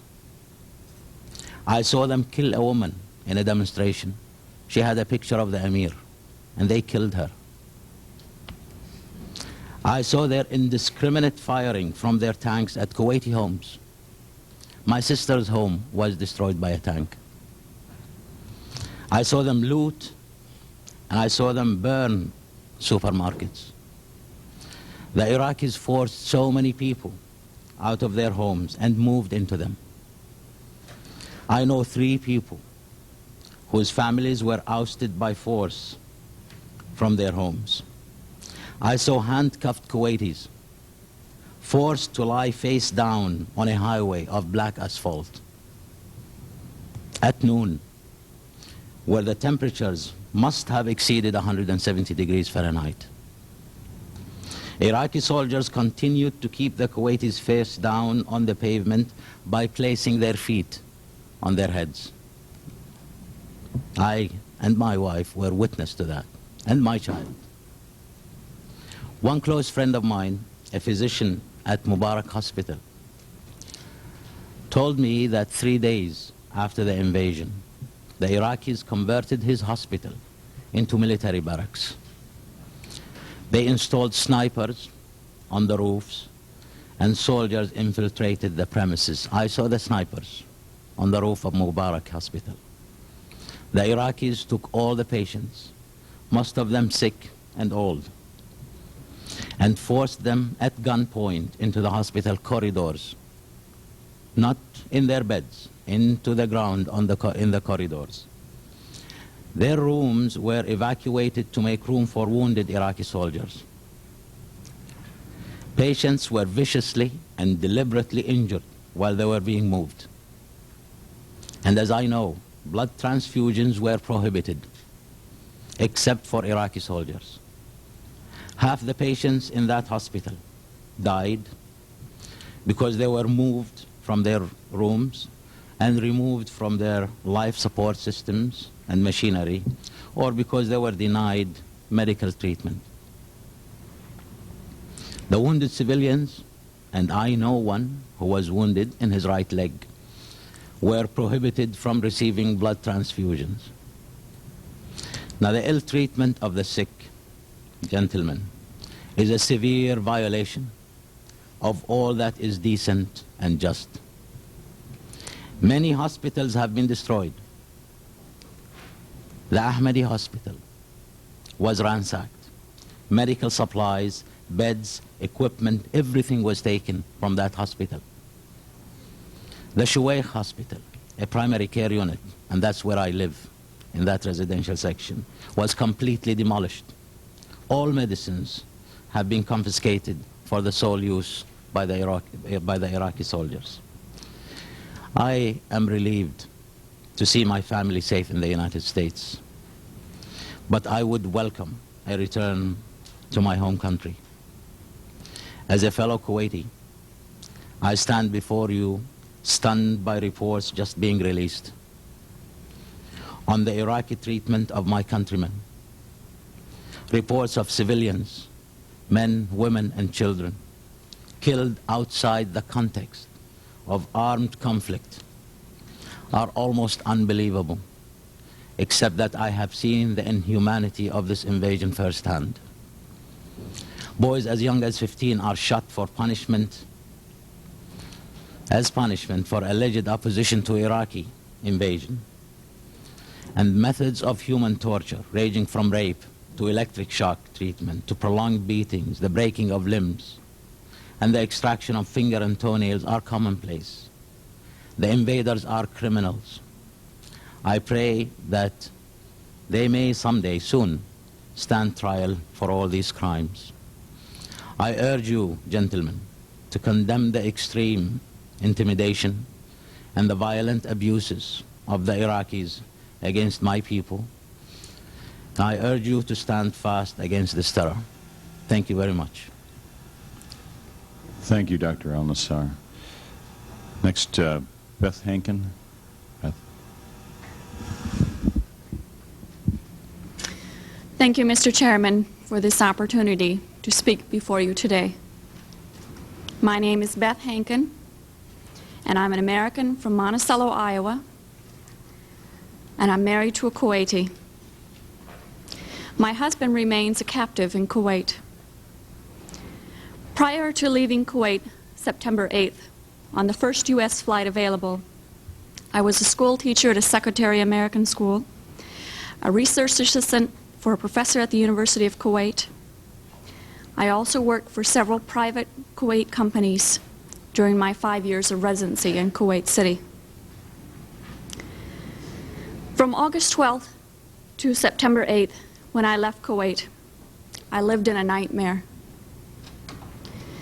Iraqi soldiers repeatedly and arbitrarily fired outside my front door, terrorizing myself and everyone in the neighborhood. The cousin of a close friend was brutally tortured for distributing leaflets for the Kuwaiti resistance. After being arrested by the Iraqis, they broke his knuckles, ripped off his fingernails, burned him on several parts of his body, and as the Amnesty International report has attested, he's just one of the many who suffered a horrible, unspeakable abuses. After the invasion, I lived within a stifling atmosphere of fear and intimidation. The Iraqis claimed it was illegal to wear a beard in Kuwait, since a beard signifies membership of a religious sect. Bearded men were given Hobson's choice, the so-called option of shaving, in essence degrading their religious beliefs or death. People going to the mosque to pray are met with intimidation and violence. The Iraqis have entered the mosque and arrested the bearded religious men. One such man's dead body was eventually found in pieces. Children of Kuwaiti Western parents were not allowed to leave Kuwait, even with a parent. Houses were searched frequently. Iraqis found a gun. The family was given 20 minutes to evacuate before Iraqis destroyed their home and possessions. Similarly, if the Iraqis found one dead Iraqi soldier in the vicinity, they would bomb homes arbitrarily. All this is clearly reminiscent of actions taken by Hitler in the 1930s and 40s. It was chilling to be caught in this horrifying web. An American companion of mine, still living in Kuwait, has a Kuwaiti friend who was forced to leave her home permanently as punishment for resistance, fighting in her neighborhood.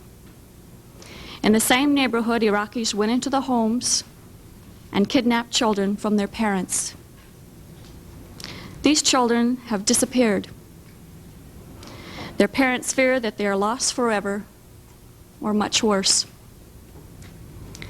Beyond intimidation, the Iraqis have inflicted violent atrocities against Kuwaiti citizens. In one incident, I heard that a woman looking for her son was told to go to an area called Salmiya. When she arrived, she saw several Kuwaiti dead men hanging. Rather than dying from strangulation, they died from the bleeding of castration.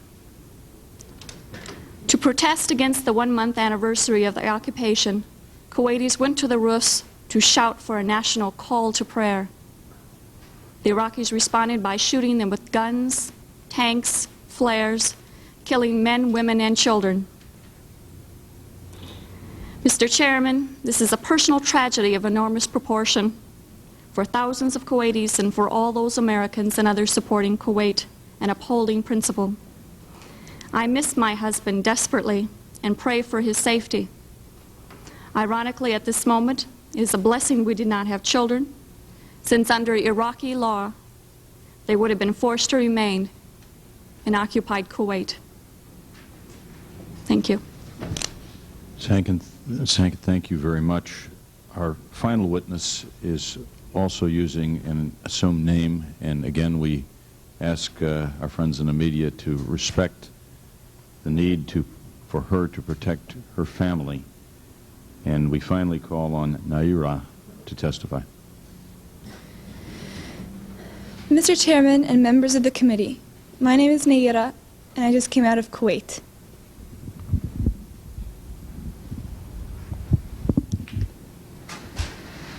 My mother and I were in Kuwait on August 2nd for a peaceful summer holiday.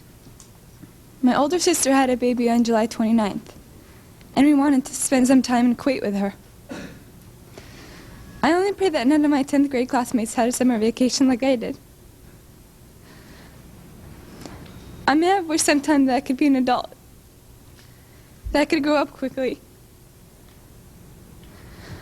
What I saw happen to the children of Kuwait and to my country has changed my life forever. It has changed the life of all Kuwaitis, young and old. We are children no more. My sister, with my 5-day-old nephew, traveled across the desert to safety. There was no milk available for the baby in Kuwait. They barely escaped when their car was stuck in the desert sand, and help came from Saudi Arabia. I stayed behind and wanted to do something for my country. The second week after an invasion, I volunteered at the Al-Adan hospital with 12 other women who wanted to help as well. I was the youngest volunteer. The other women were from 20 to 30 years old. While I was there, I saw the Iraqi soldiers come into the hospital with guns. They took the babies out of the incubators, and left the children to die on the cold floor.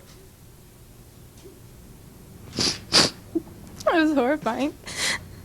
I could not help but think of my nephew, who, if born premature, might have died that day as well. After I left the hospital, some of my friends and I distributed flyers condemning the Iraqi invasion until we were warned we might be killed if the Iraqis saw us. The Iraqis have destroyed everything in Kuwait. They stripped the supermarkets of food, the pharmacies of medicine, the factories of medical supplies, ransacked our houses, and tortured neighbors and friends. I saw and talked to a friend of mine after his torture and released by the Iraqis. He is 22, but he looked as though he could have been an old man. The Iraqis dunked his head into a swimming pool until he almost drowned. They pulled out his fingernails and applied electric shock to sensitive private parts of his body. He was lucky to survive. If an Iraqi soldier was found dead in a neighborhood, they burned to the ground all the houses in the general vicinity and would not let firefighters come until only ash and rubble was left. The Iraqis were making fun of President Bush and verbally and physically abusing my family and me on our way out of Kuwait. We only did so because life in Kuwait became unbearable. They have forced us to hide, burn, or destroy everything identifying our country and our government. I want to emphasize that Kuwait is our mother and the Emir our father. We repeated this on the roofs of our houses in Kuwait until the Iraqis began shooting at us. And we shall repeat it again. I am glad I am 15, old enough to remember Kuwait before Saddam Hussein destroyed it, and young enough to rebuild it. Thank you. Nayirah, thank you. Let me thank all of our witnesses. We've passed 8 years in the existence of the Congressional Human Rights Caucus. We've had scores of hearings about human rights abuses throughout the world.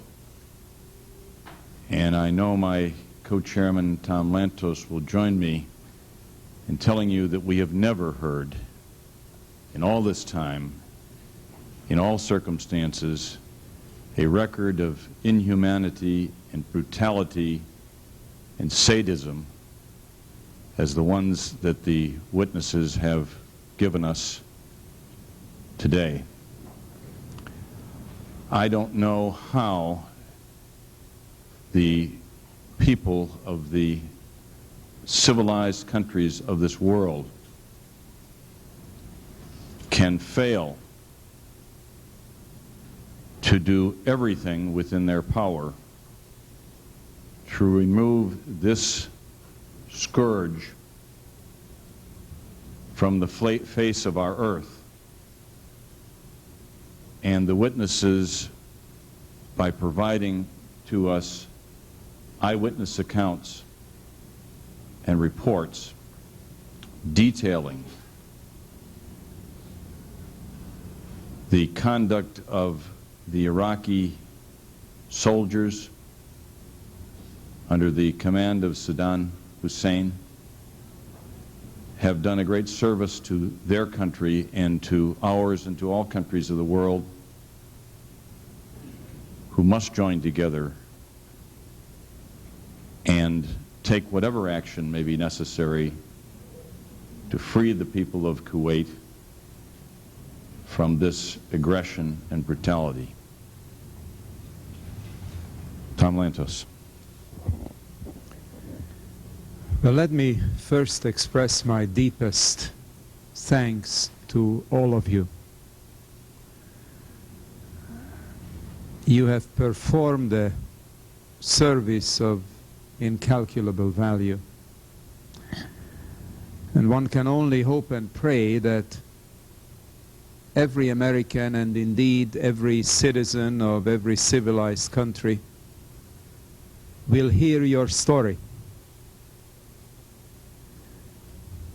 There are rare moments in history when we are confronted with human depravity of incredible proportions.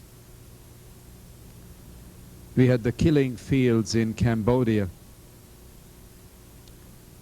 We had the Holocaust with millions innocent killed. And now we have the rape of the people of Kuwait. I do want to ask some questions, if you'll allow me, of 3 members of the panel, Ruth, Deborah, and Beth, because they represent to me very fine examples of young American women who were brought up in a free and open and democratic society where human rights are respected. And they were thrust into the nightmare of a terrorist gang engaging in actions that we associate with the dark moments of human history. So let me begin with you, Ruth, if I may. Where were you born? In Memphis, Tennessee. Will you take a mic? You went to elementary and high school in Memphis. You have brothers and sisters? I have 3 older sisters. 3 older sisters. Since you have come home, have you told them this story? Yes, sir. What is their reaction? Just, it's so unbelieving for them to realize that I lived through it. They understand what Saddam Hussein and his army are capable of, but it was quite unbelieving for them to realize that their baby sister lived through all of that and was able to get out and tell the story. Have you spoken to church groups or other groups in the community? Yes, sir. I've been real active in Memphis with the World Affairs Council and speaking to gifted children at several schools, and I'm happy to do that. Now, Ruth, do people truly believe your story, not in the sense that they would doubt your veracity, but can they comprehend the enormity of the cruelty that you were exposed to? I think it's hard for Americans. We live so nice in our country, in America, to comprehend the terrors and the nightmares people suffered. I can't answer that. I know it's hard to realize that people can do this to other people, but the people in Iraq are capable of anything and everything in the worst ways, and they've shown that to me, how they've treated the people in Kuwait and other foreigners there. Beth, let me ask you this. Have you spoken to various groups in your community? Where are you living now?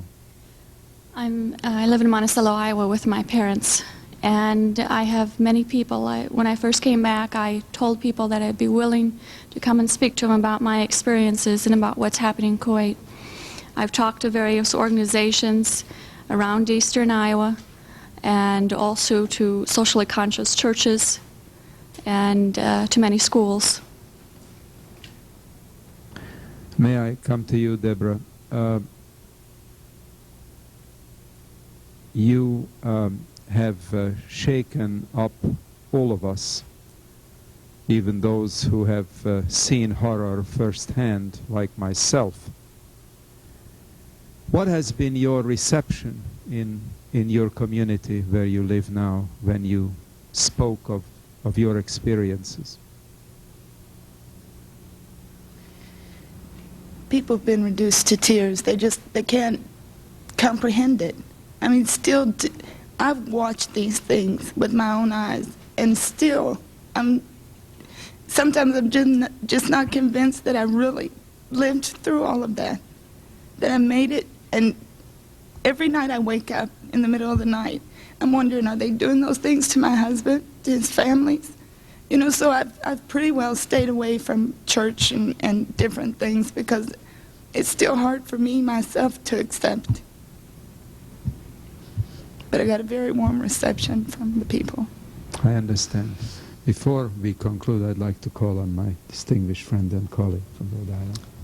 Thank you, Mr. Chairman. I, too, greatly appreciate your strength and your courage and your willingness to testify here today.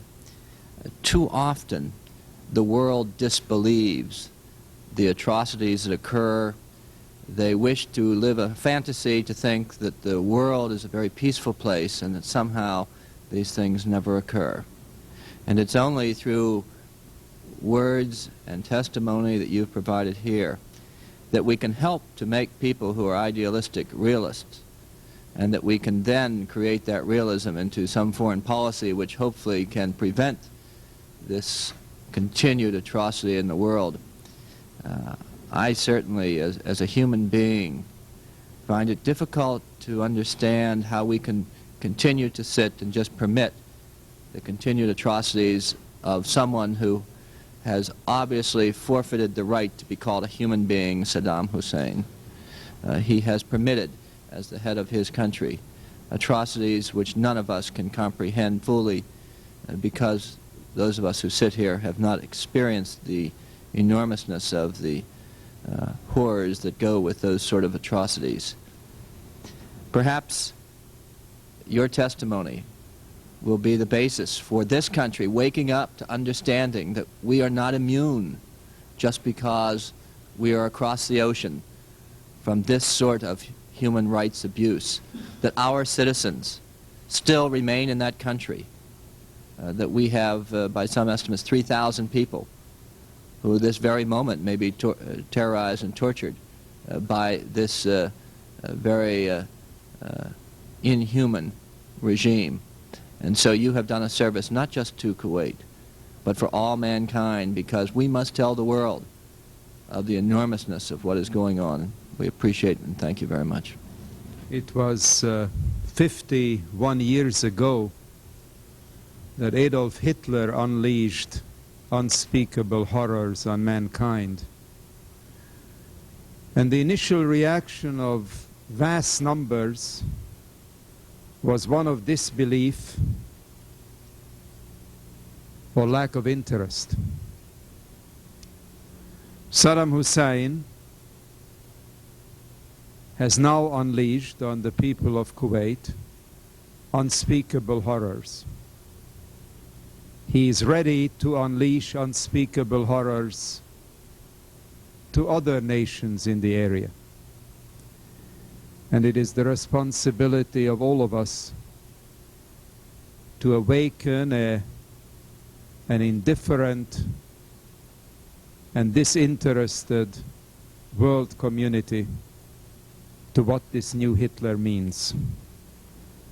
With your presence and with your courageous and moving testimony, you have done mankind a major service.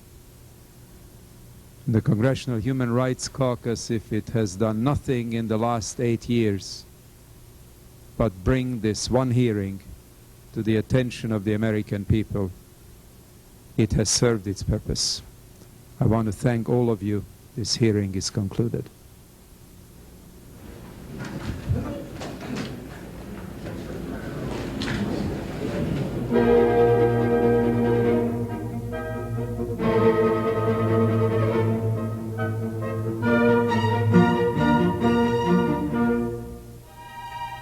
That concludes this hearing of the Congressional Human Rights Caucus. Join us later tonight for a speech to Britain's Conservative Party conference by Britain's Prime Minister Margaret Thatcher. That's tonight beginning at 9 p.m. Eastern Time, 6 p.m. on the West Coast. Coming up next, it's a news conference with House Ways and Means Committee Chairman Dan Rostenkowski.